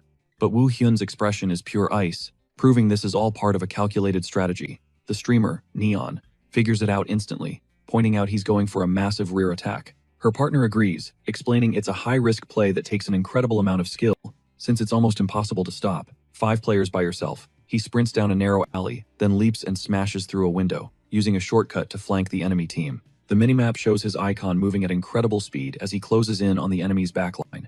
The defenders look up, startled by a dark silhouette soaring over their heads. Still airborne, Woo Hyun whips out a dagger, preparing to take down his first target. With a clean throw, he launches the blade directly at one of the players. The dagger lands true, resulting in an instant kill, and sending the other defenders into a panic. One of them screams into his comms that they're getting ambushed from behind. Before they even have a chance to react, he eliminates 2 more opponents with a series of swift, brutal strikes. His own teammates are completely clueless, wondering what all the commotion is about in the backline. An enemy player decides to challenge him one-on-one to buy his team some time. But the kill feed just keeps lighting up with his name, showing that Woo Hyun is clearing the entire map in the blink of an eye. Round 1 concludes with a victory for the attackers. The commentators are floored. They expected a competitive match, but it was a completely one-sided massacre. Seong Chol remarks that he seems to be moving way faster than usual, like he has somewhere urgent to be. In annihilation mode, it's the exact same story. Woo Hyun runs right through the enemy team. He defeats all 5 of them by himself, leaving the arena littered with a pile of fallen bodies. The scene smashes open with an explosion that rips a hole in the castle wall, as defenders shriek in utter terror. They're screaming at their comrades to intercept the invader, no matter the cost. But it's too late. Woo Hyun is already inside, weaving through a storm of fireballs like it's nothing. He becomes a whirlwind of steel, cutting down multiple opponents at once, a testament to his overwhelming power. His face streaked with crimson, the chilling intensity in his eyes screams that nothing and no one will stand in his way. And then, the camera focuses on the tattered enemy flag, the ultimate symbol of their failure. Surrounded by the wreckage of his foes, Woo Hyun snatches the flag, single-handedly sealing the win. In that exact moment, the anonymous benefactor drops another huge donation, revealing a special mission. The streamer, Neon, absolutely loses her mind over the cash infusion, and tries to tell Woo Hyun about the new message, but he's completely unfazed by her hype and just tells her to send him a screenshot of the mission details. He scans the directive and instantly gets it. The grind isn't over yet. As the 2 of them are messaging back and forth in the chat, Woo Hyun is already calculating his next move. For the time being, he figures he'll just play along with this mysterious sponsor's agenda. The scene then jumps forward a few days, to a high-tech agency combat training ground. Out of the blue, Woo Hyun gets a ping from Yoojin, who claims she's found him a replacement mentor. The commentators are buzzing, speculating on who this new mentor could possibly be. Her partner guesses that for a guy as famous as Woo Hyun, it has to be some kind of top-tier agent. When he shows up, he finds Lee Yoojin waiting for him, her hand wrapped in bandages. He checks in on her, asking if she's okay, and she confirms that someone else will be taking over his training for now. Suddenly, she gestures across the hall, announcing that the person he's here to see has finally shown up. Then, the distinct sound of footsteps echoes down the corridor, growing closer. A woman with vibrant purple hair emerges, introducing herself as his new mentor, Kim Hana. Woo Hyun gives his name, but his mind is racing, because he recognizes that name instantly. It clicks, she's the agency's number 2, an absolute monster he'd faced in his past life. Right then, Yoojin announces she's bouncing and playfully pinches Hana's cheek, which clearly pisses her off. Yoojin bolts, leaving Woo Hyun with the new mentor, who's yelling for her to get back there. And just like that, the 2 are left standing in the middle of the massive training field, steeped in an awkward silence. She finally breaks it, asking what kind of blade he favors, to which he casually replies that he's proficient with both. Hana looks genuinely intrigued by that answer, trying to size up his real capabilities. Not wasting another second, she challenges him to a quick spar to put his skills to the test. Watching this unfold, the stream's commentator is completely bugging out. His partner wants to know what's got him so rattled, but he's just thinking to himself that this entire plot development feels super off. She, on the other hand, doesn't see anything weird about it and just figures it's what you'd expect when 2 master sword wielders meet. Down on the floor, the 2 grab training swords and face off, both coiled and ready to strike. The commentator reluctantly agrees, but you can tell something is still eating at him. He explains that this kind of thing only happens because Woo Hyun is, no cap, the main character of this game. The feed cuts to the streamer, who looks absolutely horrified by what's about to go down. On her screen, Woo Hyun reflects that, even with a super advanced AI, his storyline is unfolding differently than any other player's. The game is designed so that a player's choices can send the story down wildly different branches. Because of this, the whole experience is starting to feel less like a game and more like a second reality itself. Back in the arena, Hana is locked onto him with a dead serious expression, ready to begin the real battle. Hana proposes a duel using only sword skills, but Woo Hyun shuts that down, saying it's impossible. He clarifies that his strength enhancement is a passive skill that's always on, and she agrees to activate hers as well to even the odds. With a confident smirk, Hannah braces herself as the intense fight is about to kick off. Woo Hyun cracks a slight smile of his own, showing he's more than ready for whatever she can throw at him. And on the signal, the showdown between the two finally, truly begins. In a flash, she lunges forward with a blindingly fast strike, which Woo Hyun manages to parry. She seamlessly flows into a powerful vertical slash, forcing our hero to backpedal, but he drops low, ducking under the blade, as it whistles just inches past his head. The sheer force of the missed blow sends him stumbling, forcing him down to one knee on the arena floor. Without hesitating for a nanosecond, Hannah stomps on the ground, using the impact to create an opening. A cloud of dust erupts, and she uses the momentary smokescreen to launch her next assault. The two warriors leap into the sky, their blades clashing again in a spectacular aerial duel. The commentator is losing his mind, screaming that, as expected, Kim Hannah is an absolute beast, and the streamer guesses her character build must be a wind god type, given her insane agility. The mid-air clash is savage, with both fighters demonstrating a ridiculous level of power. The commentator corrects her, explaining that the wind god build was actually created and inspired by Kim Hannah herself. But he also gives props to Woo Hyun, who is somehow managing to keep up with her god-tier speed. Their swords lock in a shower of sparks as they glare at each other, trapped in a dead-even test of power and technique. Hannah is low-key shocked that this kid is perfectly matching all of her moves. She realizes it's not just his speed that's off the charts, he's expertly exploiting every tiny opening she gives him. Flashing a wicked grin, she warns him that she's about to turn things up a notch. In an instant, a terrifying aura explodes from her body, and her sword begins to glow with deadly energy, priming a fatal blow. She then dives from above, unleashing its full, devastating power. She swings for the kill, aiming straight for our hero's head, but he whips out of the way at the last second, as her sword obliterates the ground beneath him. Through the settling dust, she turns to him, a slight smirk on her face, admitting she knew he'd be sharp enough to dodge through the chaos. They both step back, the air crackling with the raw energy of their clash. Hannah actually congratulates him, confessing he's way more formidable than she gave him credit for. She has to know who his master was, but he just shrugs, claiming he's entirely self-taught. With the sparring match over, she gestures for him to follow her to a secret location. When they arrive, his jaw drops. Before them is an entire wall bristling with swords and axes, a true arsenal. A man steps from the shadows, explaining that this is the official armory of the Interdimensional Management Agency, and introduces himself as Kim Hyun Woo. He mentions that he got word Woo Hyun was in the market for a new weapon.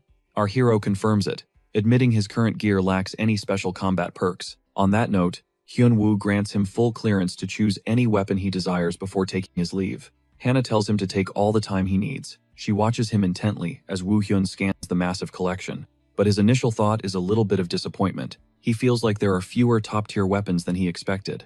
Then, his eyes lock onto a wicked-looking red spear that has a lifesteal ability, draining an enemy's blood to mend the user's wounds. But just as he reaches for the spear, a glint from the back of the chamber snags his attention.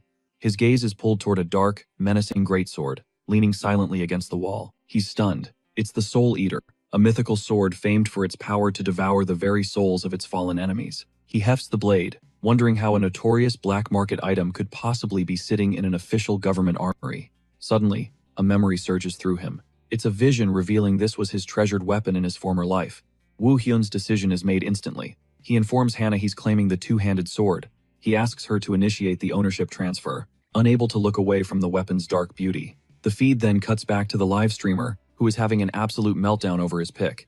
She's freaking out because, at this game stage, only 2 weapon choices should have ever been available. The commentator beside her quickly points out that this isn't the first time he's managed to acquire an unbelievably rare piece of gear. He reminds her about the Hermit's Necklace, another item that shouldn't have dropped until much later. He lays out how the game operates on a clear system. The greater the risk, the greater the reward. He theorizes that Woo Hyun deliberately took on impossible challenges, specifically to obtain these broken items. The guy has flawlessly cleared every obstacle, from escaping the lab to his intense duel with Hannah. The streamer has to agree, realizing the Soul Eater must be the ultimate reward for his perfect performance. Her partner, however, cautions that it's still just a hypothesis. For now, they can only keep watching. Back inside the armory, the transfer is authorized, and the sword now officially belongs to him. Hannah suggests they immediately head out on a mission so he can get a feel for his new toy.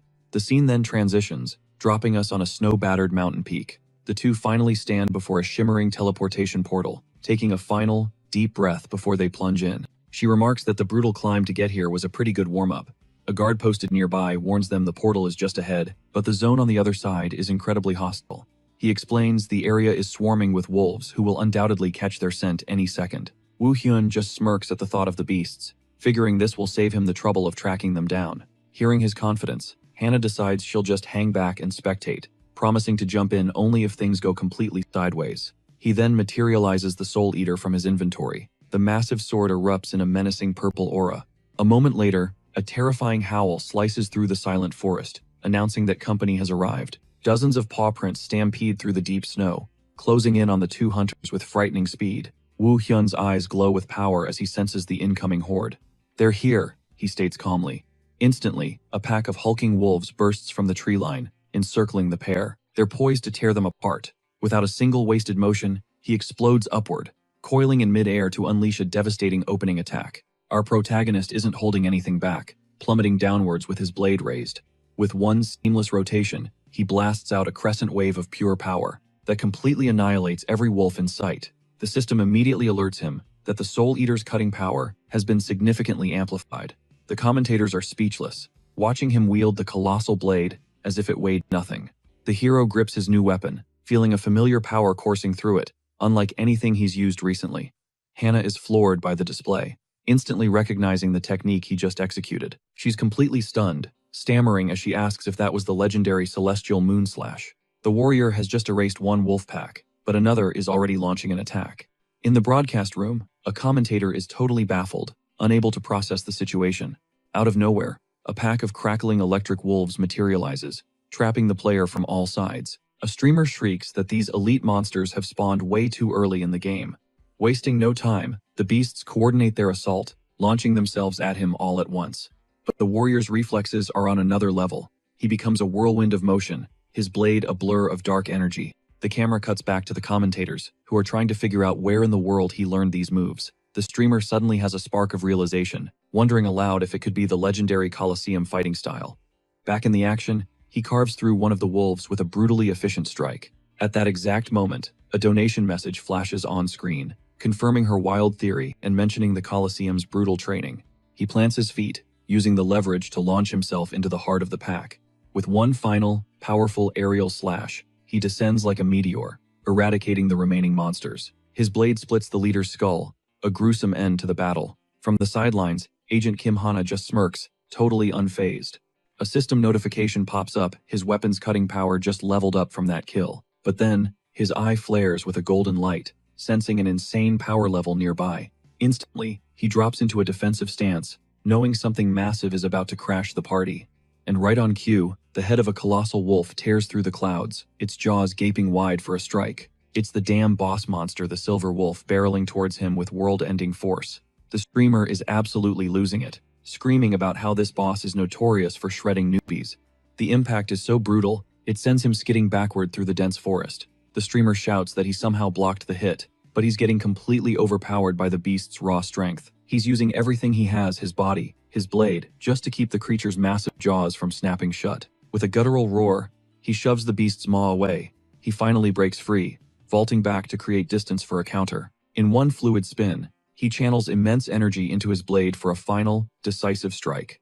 His knuckles turn white as he grips the hilt, realizing this thing is on a whole different level from the trash mobs. But a cocky grin spreads across his face. He's basically saying, "Is that all you got?" Then, in a blinding flash, he unleashes a wave of energy that cleaves the giant wolf clean in two. His sword absorbs the boss's soul, its cutting power surging once again. Just then, another agent walks up to him, calling him the agency's star rookie. She admits she was seconds away from jumping in because that boss was way tougher than the mission briefing suggested. Meanwhile, on the stream, the commentator is freaking out, yelling that the difficulty was supposed to be way lower. He starts breaking down the situation, and figures the dungeon's rank was at least a B. Back on the ground, Agent Hana is spelling things out for Baek Woo-yoon. The streamer agrees, saying the game's difficulty scaling is acting super weird. She theorizes that the player's own actions might be messing with the mission parameters. But even with the boss down, the exit portal still hasn't opened a major red flag. The agent tells him they need to find out why, so the two press deeper into the woods. All of a sudden, a rustle from the bushes makes them freeze. Peering through the leaves, they discover a massive nest, and right in the center is a giant, glowing egg. And just as they spot it, the shell begins to crack, putting both agents on high alert. She warns him to stay ready. The egg explodes in a brilliant flash of light. But what emerges leaves them totally stunned. A tiny, adorable puppy tumbles out, yapping happily. The two of them are just completely floored as the little guy zips around their feet. The agent points out how weird this is, as the seemingly harmless pup starts nuzzling against the warrior's leg. She suggests they bring the creature back to the lab, since this is obviously a one-of-a-kind situation. Woo-Yun nods in agreement and scoops up the puppy, which lets out a happy little arf. The world around them starts to destabilize. She yells that they have to bail, like, right now. The scene cuts to the agency's headquarters, where a case like this has never been seen before. Inside the lab, a doctor drops a bombshell. The creature isn't an otherworldly being. He guesses it must be a summon, but Hana shoots that down, saying they don't have that kind of tech. Their only conclusion? The puppy was born from the reverse world itself, not summoned by the agents. The doctor says they can't confiscate it anyway, since the little guy has already imprinted on Woo-Yun. And then, out of nowhere, a system window declares the lightning wolf is now his official pet, leaving Woo-Yun totally bewildered. A second later, an emergency maintenance notification blasts across everyone's screen, for every single player. Woo-Yun can only stare, dumbfounded, as both his sword and the puppy start pulsing with a strange red light. Back on the stream, the host is asking, "What is going on with the game right now?" Her co-commentators agree, a brand new pet system appearing right before a sudden update is way too suspicious. But then, a donation message pops up, celebrating the fact that he just unlocked the game's first ever pet, even before the official patch drops.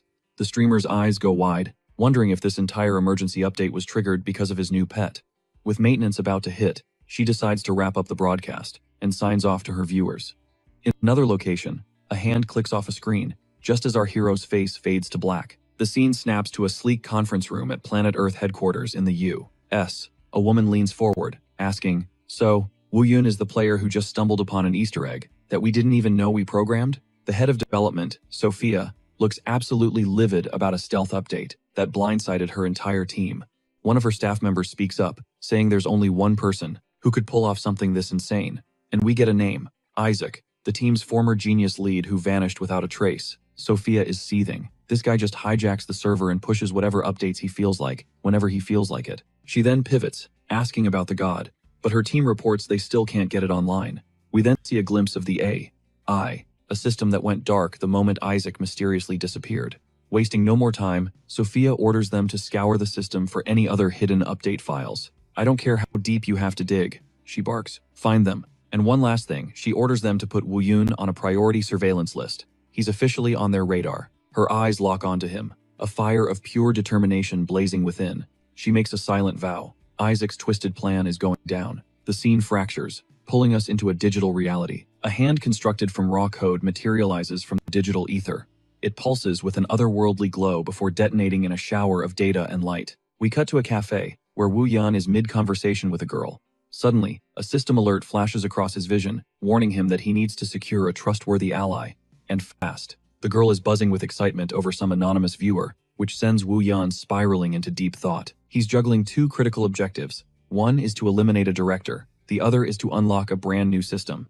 To pull this off, he figures, this mystery viewer has to be connected to the system somehow. She suggests it might be an inside job, maybe a dev from the game company, but he just writes it off as a wild coincidence. She quickly pivots, dropping some hype news about the SSR Cup. This isn't just any tournament. It's the nation's most colossal PvP showdown, an event that recruits only the most legendary players. He questions why they'd want him as a coach, and she lays it out plain and simple. He's the center of the universe right now. She adds that this is his chance to flex his skills in a completely different arena. The idea gets his gears turning, so he asks if coaching means he'd have to train a disciple, and she confirms it. That's when the light bulb goes off. This is the perfect opportunity for his mission. He accepts the offer on the spot. The girl is absolutely stunned by his instant decision, but is already geeking out over the insane content this will create for the stream. She immediately whips out her phone to make it official, while his mind is locked on his need for a partner. Days later, a massive broadcast kicks off, with commentators welcoming a legion of fans.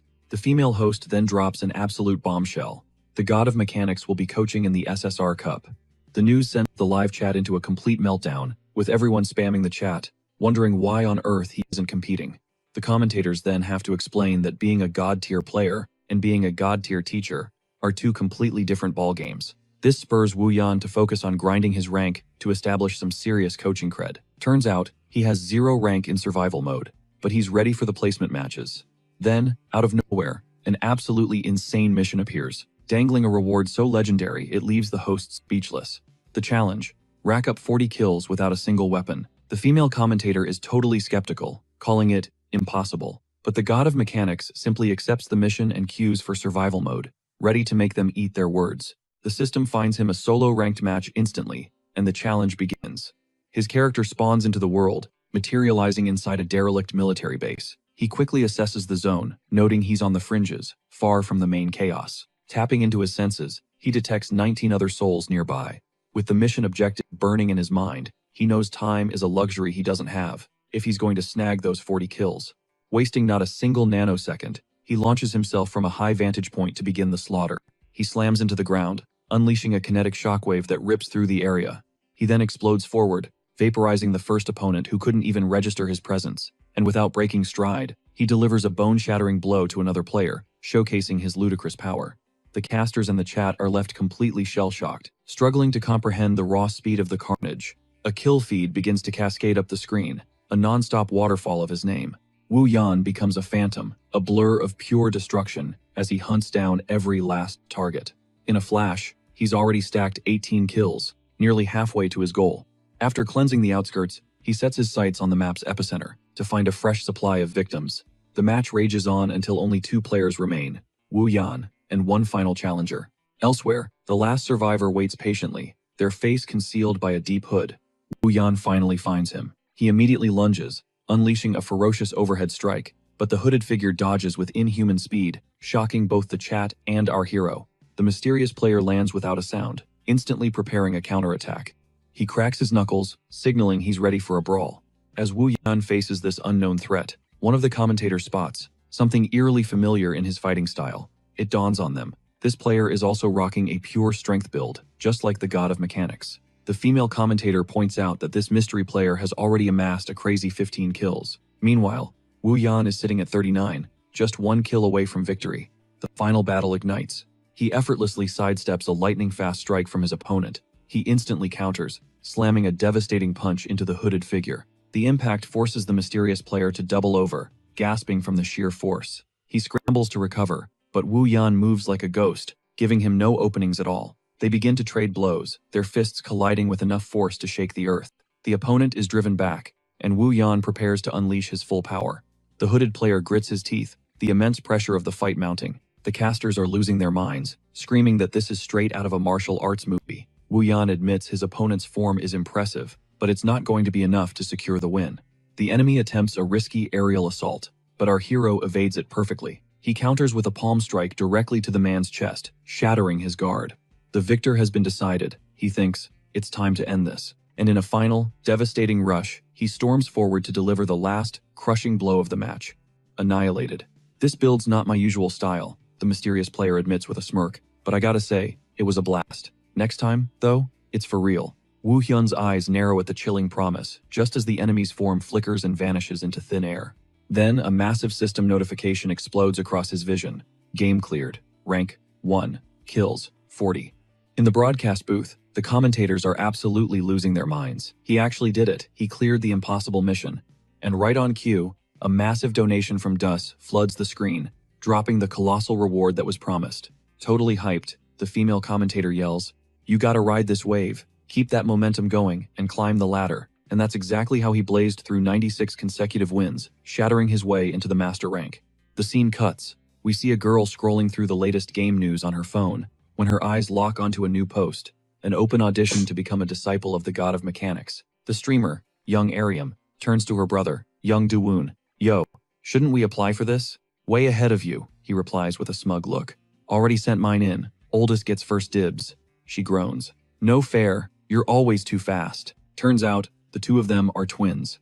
Meanwhile, at the Planet Earth corporate office, Sophia is poring over data, analyzing the current situation. She's scanning a detailed report covering player Woo Hyun's recent activities, when a particular name catches her eye. Deuce. The whole thing feels incredibly suspicious. A few days later, a massive stadium is buzzing with energy, completely decked out and ready for the broadcast to begin. For his grand entrance, Woo Hyun shows off his brand new pet, an impossibly cute, level 1 lightning wolf. Its skills are pretty standard, and a commentator remarks that it doesn't seem all that special. Over his earpiece, Neon informs him she's already locked in the finalists for his audition. Just then, another commentator shouts across the studio, "Hey, we're about to go live." She urges him to get ready, so Woo Hyun makes the call to send his new companion back home for now. The tiny pup lets out a sad little yip, its eyes begging not to go. He's momentarily stunned by the creature's cuteness overload, but he shakes it off. Stepping up to the terminal, he prepares to launch the main audition event. But suddenly, piercing emergency alarms blare through the stadium. His communicator vibrates violently. He snatches his phone and sees an urgent alert flashing on the screen. It's from the Dimensional Administration Agency. One after another, alerts start flooding in, reporting coordinated attacks in cities all across the nation. The commentators are in total shock as a full-scale invasion unfolds live on air. The system explains this is a reverse attack, a phenomenon where monsters from another dimension invade Earth. A brand new mission instantly appears for Woo Hyun. Is the dimensional war actually getting worse? He wonders. Out of nowhere, Agent Kim Hannah sprints towards him, beaming. "Hey there, rookie. I've already got a vehicle prepped for us," she says, barely catching her breath. "We need to move, fast." The scene transitions, and the two of them arrive at a national park. This is the site of one of the reported attacks. As they move in, they find nothing but goblin corpses scattered everywhere. They were too late. "Looks like other agents got here first and cleaned up," she observes. Hannah then suggests, "Let's split up. We can cover more ground that way." He gives a sharp nod. With the plan set, she gives a quick wave and sprints off in another direction to provide backup. Now alone, his eyes gleam with focus as he decides which area to investigate first. Elsewhere, a desperate voice screams, "Stay away from me!" A defenseless girl is being hunted by a pack of feral goblins, but suddenly, a chained weapon whistles through the air, hurtling toward the monsters. The blade smashes into a goblin's head, and the creature lets out a gut-wrenching scream from the brutal impact. Woo Hyun then yanks the chain, effortlessly dragging the creature through the air. He swings the goblin's body like a club to shield the terrified civilian, but in the chaos, another goblin leaps from the shadows. It lunges for a surprise attack, but with a single, brutal swing of his weapon, Woo Hyun wipes out every last one of the remaining goblins. With the area secured, he calmly identifies himself as an agent and points her to a safe exit path. The girl stammers her thanks and flees, leaving him alone in the forest clearing.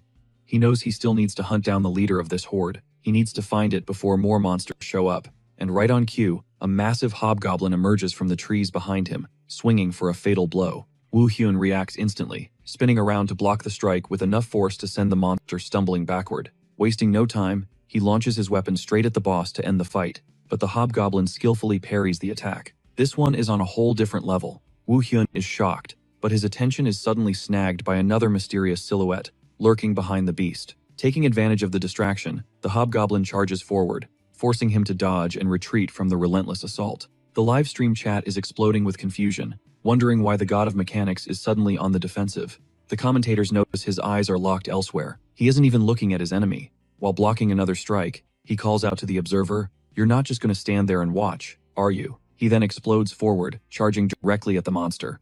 Playtime is officially over, but abruptly, the hobgoblin freezes, its finger pointing in terror at something behind Woo Hyun.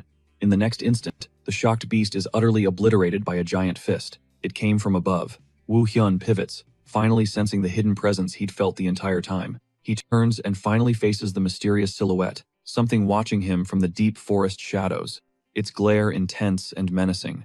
He roars for the creature to reveal itself, and from the tree line, a dimensional invader emerges, a literal demon from another world. The commentators start to freak out, because it's almost unheard of for an invader to spawn this early. The creature just stares at Woo Hyun, sizing him up before the fight. He clocks that this is the first time an invader has ever just popped up with zero warning, but Woo Hyun is completely unfazed. He drops into a battle stance, basically saying, "Bring it." The two lock eyes, bracing for the chaos to come. Without a second's hesitation, Woo Hyun explodes forward, charging the new enemy. With every ounce of power he has, their first clash unleashes a devastating shockwave of raw energy. But the demon tanks the hit, flaring up with a golden aura and an even scarier level of power. Woo Hyun doesn't even flinch, and hammers a heavy blow right across the purple monster's face. He then blitzes, moving so fast he creates a flurry of after-images, surrounding the demon from every conceivable angle. The commentator shouts that this whole fight is giving him flashbacks to the finals of the last house survival tournament. With a dangerous glint in his eye, Woo Hyun realizes his gut feeling was spot on. As they trade brutal hits, he confirms it. The enemy is straight up copying his moves.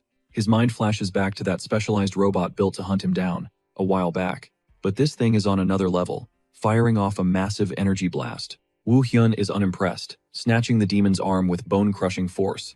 He scoffs that the imitation is clumsy, and pile-drives the invader into the ground with overwhelming strength. The impact is so insane it carves a crater into the earth, ending the confrontation instantly. With a bloodied fist, he stares down at the creature's obliterated corpse on the ground. He wonders who could be orchestrating this, recycling the exact same tactics from the lab. He immediately suspects the corporate alliance, or maybe even the invaders themselves. But then, something clicks, and he starts putting all the pieces together. He realizes the enemy wasn't mimicking his PvE data, it was copying his PvP combat logs.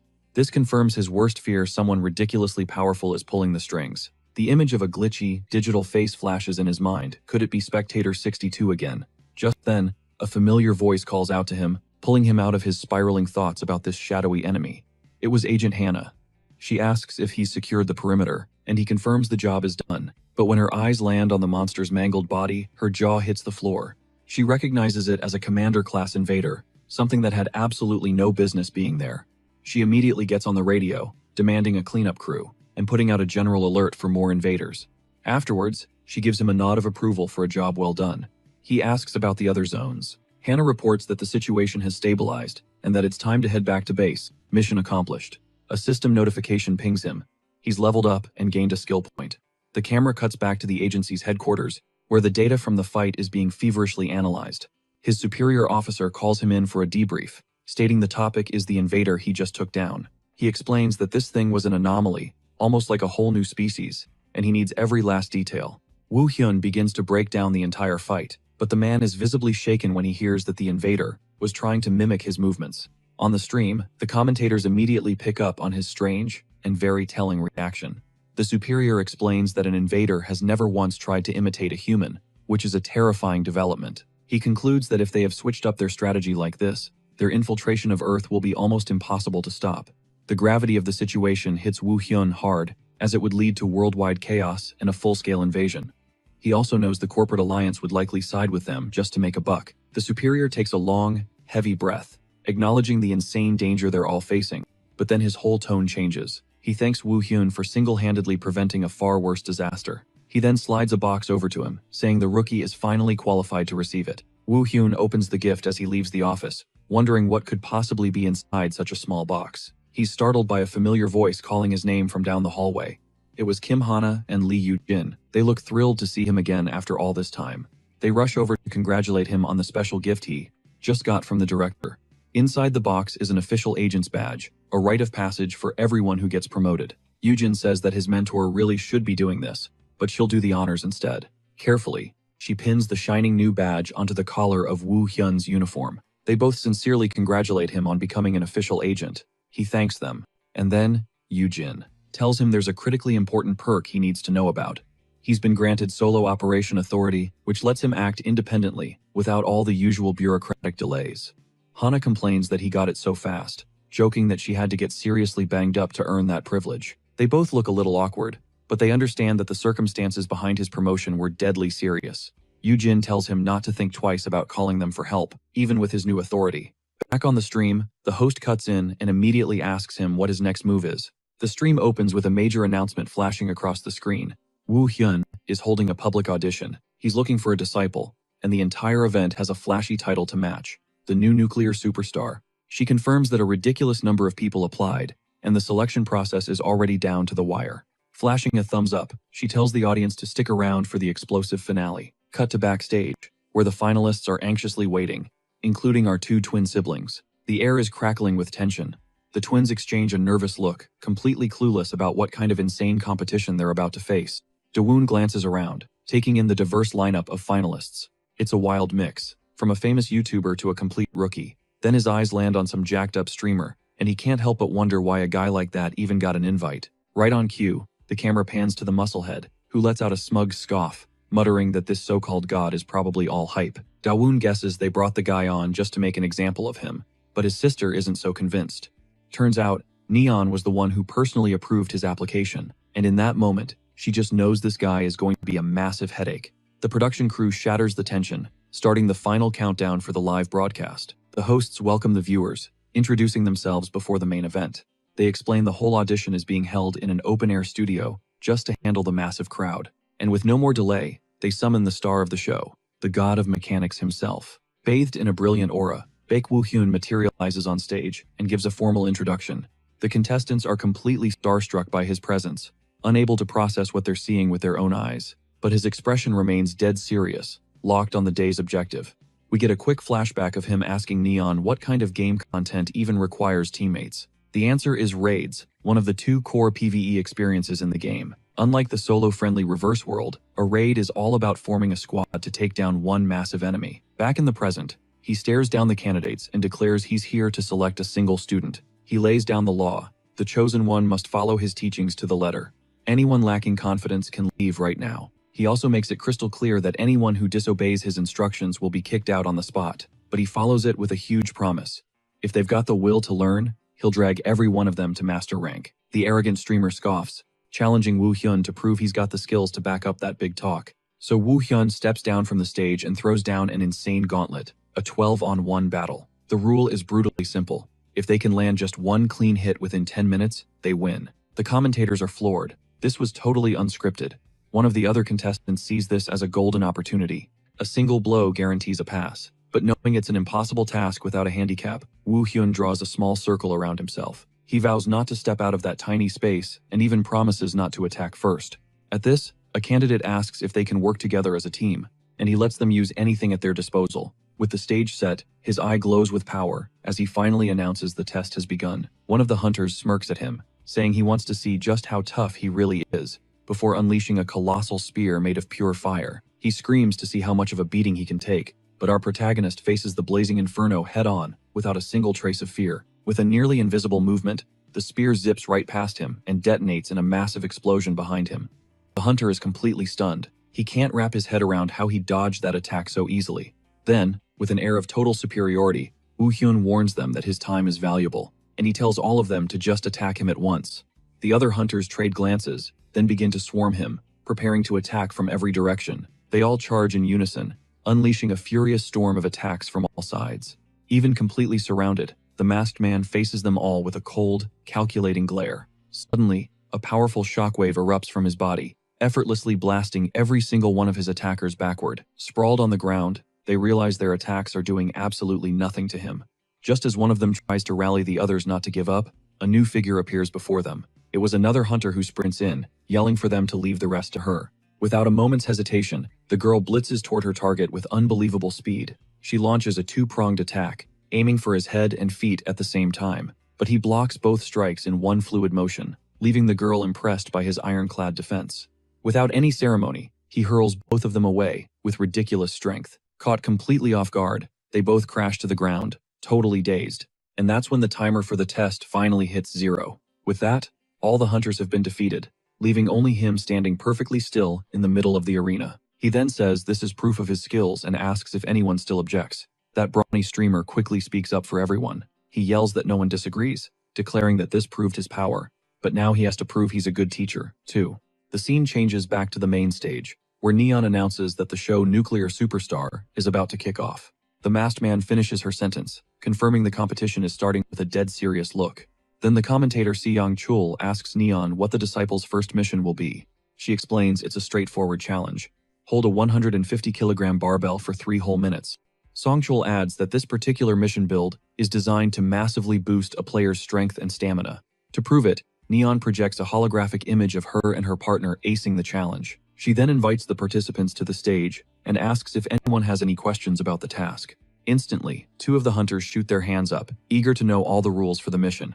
Seong-chul lays it down plain and simple. The score is all about speed. Being fast gives you a serious advantage. And with that, Nayeon drops a bomb. The bottom 4 contestants are getting cut. The hunters are completely blindsided by the news. They never saw such a massive elimination coming, but Nayeon throws them a lifeline, saying they can try again as long as the 30-minute timer is running. 5 minutes tick by, and the training floor is electric. Everyone is grinding, desperately trying to hoist the barbell. Suddenly, a donation notification pops up on the live stream. A fan wants to know who's going to pass first. The commentator tosses the question to the panel, and the masked man immediately bets on the twins. In the middle of it all, Nayeon's face drains of color as she scans a document detailing the show's terrible ratings. She frantically starts defending their choices, shouting that they aren't dissing long-range builds. To back it up, she blurts out a spoiler. The second mission is a shooting test. She then throws out a challenge, asking who wants to go first, and the swordsman and the twins jump at the chance. The three of them step up to the platform, muscles tense, waiting for the signal to kick off the real test. The moment it starts, they unleash everything they've got. They try to heave the massive barbell into the air all at once. A minute in, one of the twins is already thinking about tapping out, but his sister shuts that down immediately, refusing to quit. But as the clock nears 3 minutes, the swordsman's strength gives out and he drops the bar. He's eliminated. Nayeon's voice booms through the arena, announcing that the twins have just cleared the 3-minute mark. They're the first ones to conquer the challenge. With massive grins, they celebrate their victory, proving they aren't here to play games. The swordsman, desperate, begs to know if he can get another shot, and the host gives him the green light. On his second go, he digs deep and finally pulls it off, showing pure grit. Blue Whale watches from the sidelines, a knot tightening in his stomach. There are barely any qualifying spots left. He can't shake the memory of his trashed online reputation. He knows he has to nail this test, no matter what it takes. Just as a new challenger grabs everyone's attention, he sees his chance. Nayeon then calls out, asking if anyone else is brave enough to face the challenge. That's when Blue Whale steps into the spotlight. All eyes are on him as he declares he'll give it a go. With a confident smirk, he raises his hand, and the host motions for him to come up on stage. He steps onto the platform, a faint blue aura shimmering around him. The test starts, and he wraps his hands around the bar. He prepares to lift. In a single, explosive movement, he hoists the weight with shocking power, making it look completely effortless. Flashing a smug grin, he boasts about cruising past the 2-minute mark on his very first attempt. But the masked man is watching from the side, and his eyes are narrowed with suspicion. As the timer hits 3 minutes, he lets the bar crash to the floor, completing the mission without breaking a sweat. But just as Nayeon starts to congratulate him, the masked man cuts in, telling him to hold on a second. Wooyan looks Blue Whale dead in the eye and asks what he thinks he's pulling, leaving the guy totally clueless. With an ice-cold stare, he reveals he spotted the contestant using illegal buffs. The streamer tries to play innocent, asking what kind of buffs he could even use. The host, intrigued, asks Wooyan why he's so sure the guy cheated. He explains that he saw a subtle shift in the guy's posture, a classic sign of someone using a buff. She asks if he's positive, but Wooyan is dead certain. He has zero doubts. He then challenges Blue Whale to prove him wrong by showing his buff system. Blue Whale just glares back, fuming. Wooyan puts his entire career and all his money on the line. He swears he'll quit the scene for good if he's wrong. With the stakes set, he tells the streamer to go ahead and adjust the system, and the guy takes the bait. Annoyed, he starts fiddling with the system but then complains that it's bugging out because of lag. His face is dripping with sweat, his eyes burning with rage. He knows he's caught, so he threatens everyone in the arena and rage quits the game. He vanishes into thin air right before their eyes. Nayeon stammers out an apology for the chaos, and a rookie streamer named Korea offers to take the next turn. The competition rolls on, and in the shooting trial, the elite marksmen absolutely dominated. The eliminated players give their farewells, and the host gives a shout out to everyone for pouring their hearts into the trial. And just like that, the individual missions are a wrap. Seong Cheol steps up to announce the main event, the team battles. Teams A and B are officially formed, carefully balanced based on each participant's rank.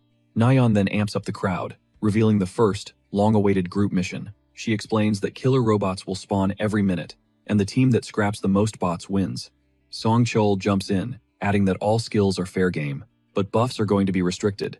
Suddenly, training bots materialize in the arena, and the host kicks off the challenge. After the first round wraps up, the scoreboard flashes the results. Team A has already taken down 10 robots. The commentator breaks it down. Team A has the upper hand, because they're stacked with long-range attackers. Meanwhile, the close quarters fighters are getting swarmed. If they're not quick enough on the attack, they get overwhelmed. Korea and the twin are stressing about their team's performance, so she proposes they ask their coach for some help. The rest of Team B is totally on board with the idea, since it would also be a chance to see if the master is legit. The girl then approaches Nayeon. She asks if they can get some special training. To make it even, Nayeon declares that she and Song Cheol will each serve as a coach for one of the teams. Wooyan finds the whole thing pretty entertaining and says he's down for it, as long as Team A agrees too. Team A huddles up to discuss the offer, wondering if getting the other coach might actually be better for them. They figure 30 minutes of training probably won't change the outcome anyway. So the team is on board, with one of the fighters raising a hand, signaling they're all in. The trial gets put on pause. Woohyun pulls his crew together, laying out the game plan. They have to exploit the robot's fatal flaws. He tells them, to clutch this win, they gotta get that these machines feel zero pain and just mindlessly charge at any opening. But, if they can read those attack patterns, they can totally flip the script on them. Armed with this knowledge, He promises they'll start seeing the enemy's moves before they even happen. Once the strategy session wraps, he steps into the arena and announces it's time for a live fire drill. He looks at his team and says, "Bring it. Come at me." Instantly, his entire vibe shifts, radiating this terrifying, mechanical aura just like one of the robots. The swordsman braces himself, knowing that even though it's just a drill, the danger feels absolutely real. Not wasting a single moment, the swordsman lets out a battle cry and lunges forward, pouring every ounce of his strength into the strike. But Woo Hyun, he effortlessly catches the blade between two fingers, leaving the fighter absolutely stunned.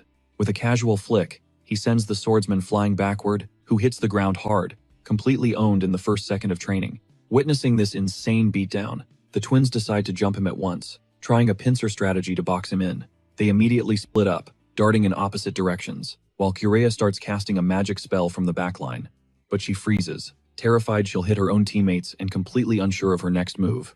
In that split second of doubt, Woo Hyun blinks in and lands a solid jab right to the sister's gut, knocking the wind right out of her. An instant later, he pivots and cracks the brother with a clean shot to the face, dropping them both.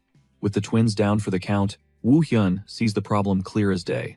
These guys have zero synergy. He tells them step 1 is to lock down a strategy for fighting, as a single, coordinated unit. Team A watches from the sidelines, totally blown away by the rival coach's sharp analysis. Seong Cheol offers a weak apology for eavesdropping, claiming the advice is only relevant to their team of brawlers. He then tells his own squad they're good and suggests they go review their own strategies. 15 minutes later, the challenge kicks off, and Team B walks out with a whole new level of confidence.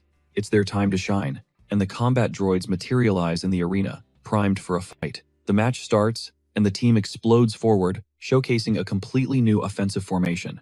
The twin sister connects with a heavy blow, putting the advice from their training into action. She recalls his words. She has to stay ready for a counter, anticipating the robot's every move. Right on cue, her brother dives in from above, and their combined assault shatters the enemy's guard. The swordsman then seizes the opening, finishing the machine with a surgical slice to its leg. From a safe distance, Kureha focuses her energy, finally understanding her true purpose is to provide support for the entire team.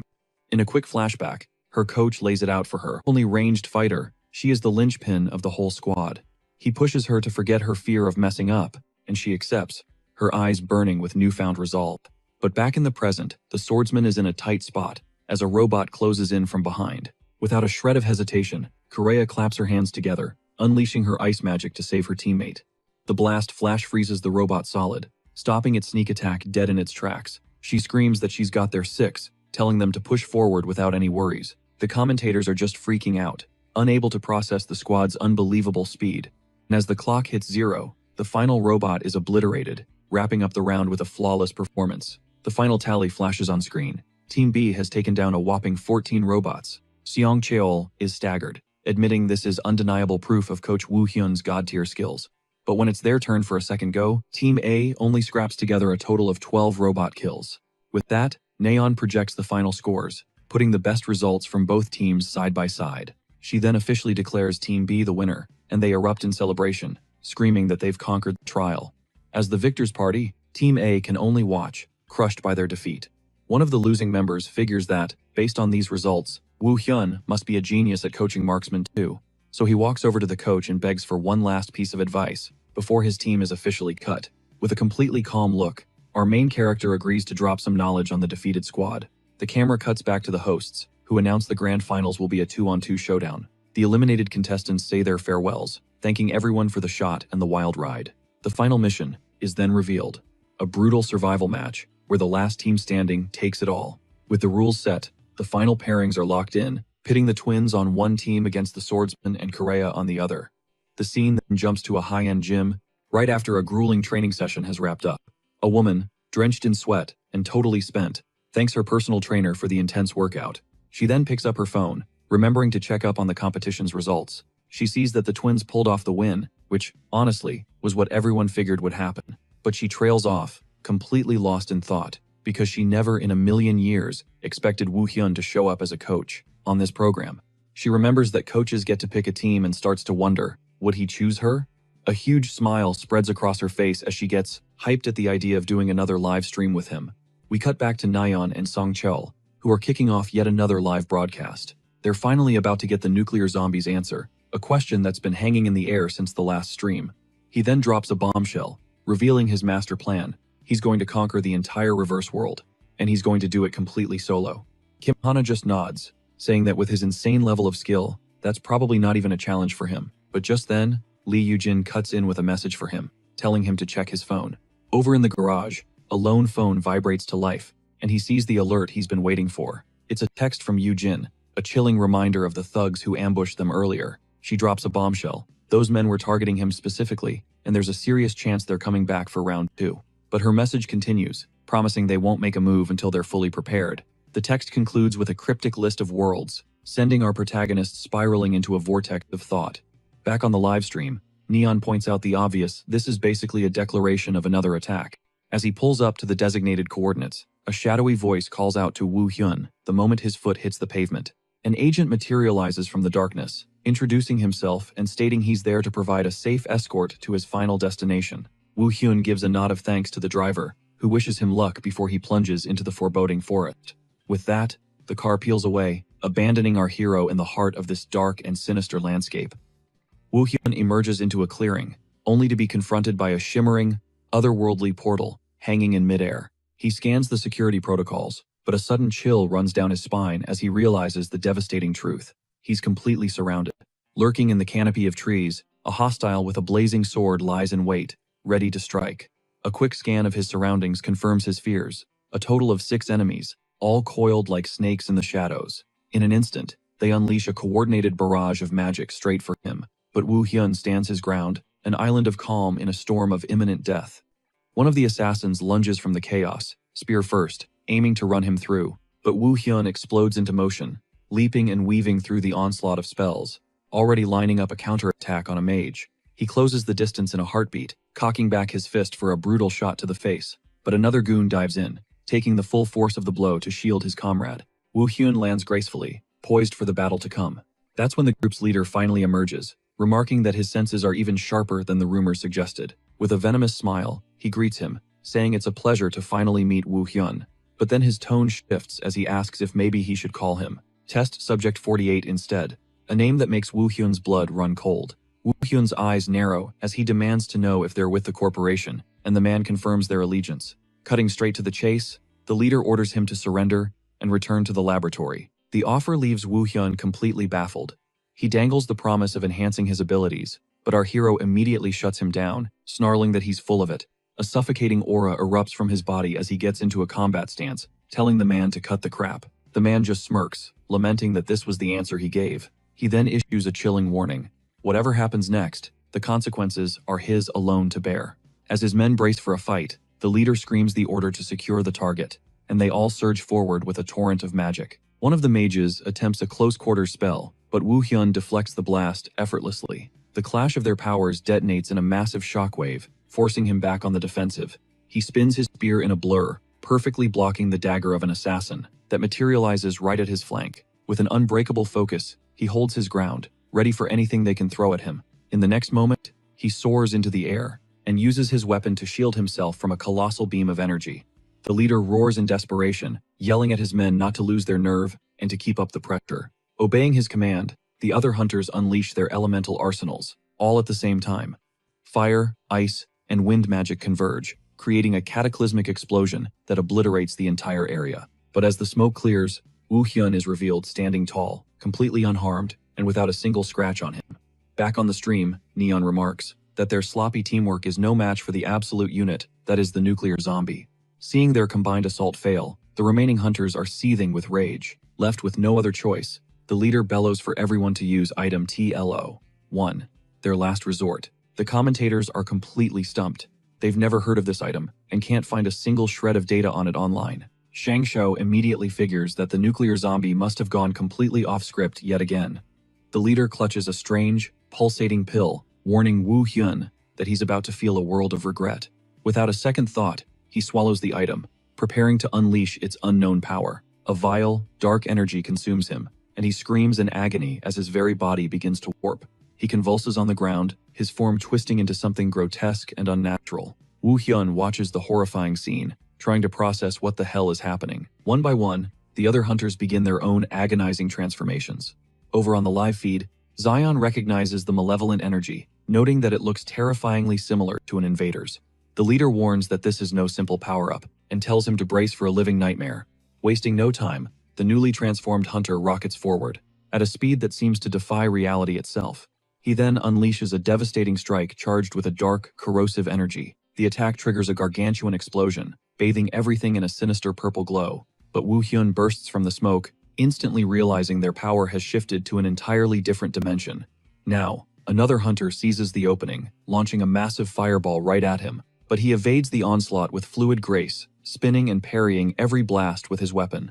With swift, economical movements, he flawlessly defends against the raging inferno. Just then, another enemy descends from the sky above. A colossal slash of green energy rips through the air, detonating on impact as Neon, watching the live stream, realizes something is seriously off. He slams his foot down, analyzing the bizarre new way his enemies are fighting. That's when it clicks. These hunters are being controlled like puppets. He knows he has to shut this down, and fast, so he can get to the bottom of what's really going on. Just then, a hunter unleashes a raging inferno, trying to roast him alive, but he just carves straight through the firestorm with his spear, completely unfazed by the assault. He then blitzes through the flames, locking his sights directly on the leader, ready to end it. The leader desperately throws up a rock shield to defend himself, but Woo Hyun obliterates it in a single strike. With his guard shattered, the hunter seethes with rage, furious that he's being so utterly dominated. That's the cue for two mages to warp in for backup, weaving together a combined energy assault. They blast a beam cannon and a shockwave at him in perfect sync, but he launches himself into the air at the last possible second, effortlessly evading the attack and coiling for the counter.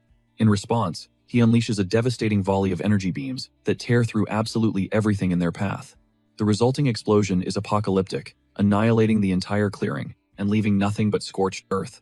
Peering through the dense smoke, the leader is utterly bewildered, wondering what just happened. And then, one by one, all his men simply collapse, wiped out in a single, devastating moment. Woo Hyun materializes and snatches the leader by his collar, ready to rip some answers out of him. He growls, demanding to know about the drug they used, but the man can only choke and sputter. With blood streaming down his face, the leader looks horrified. This wasn't how the drug was supposed to work, and with a final, shuddering breath, his life just flickers out, dying right there in Woo Hyun's grasp.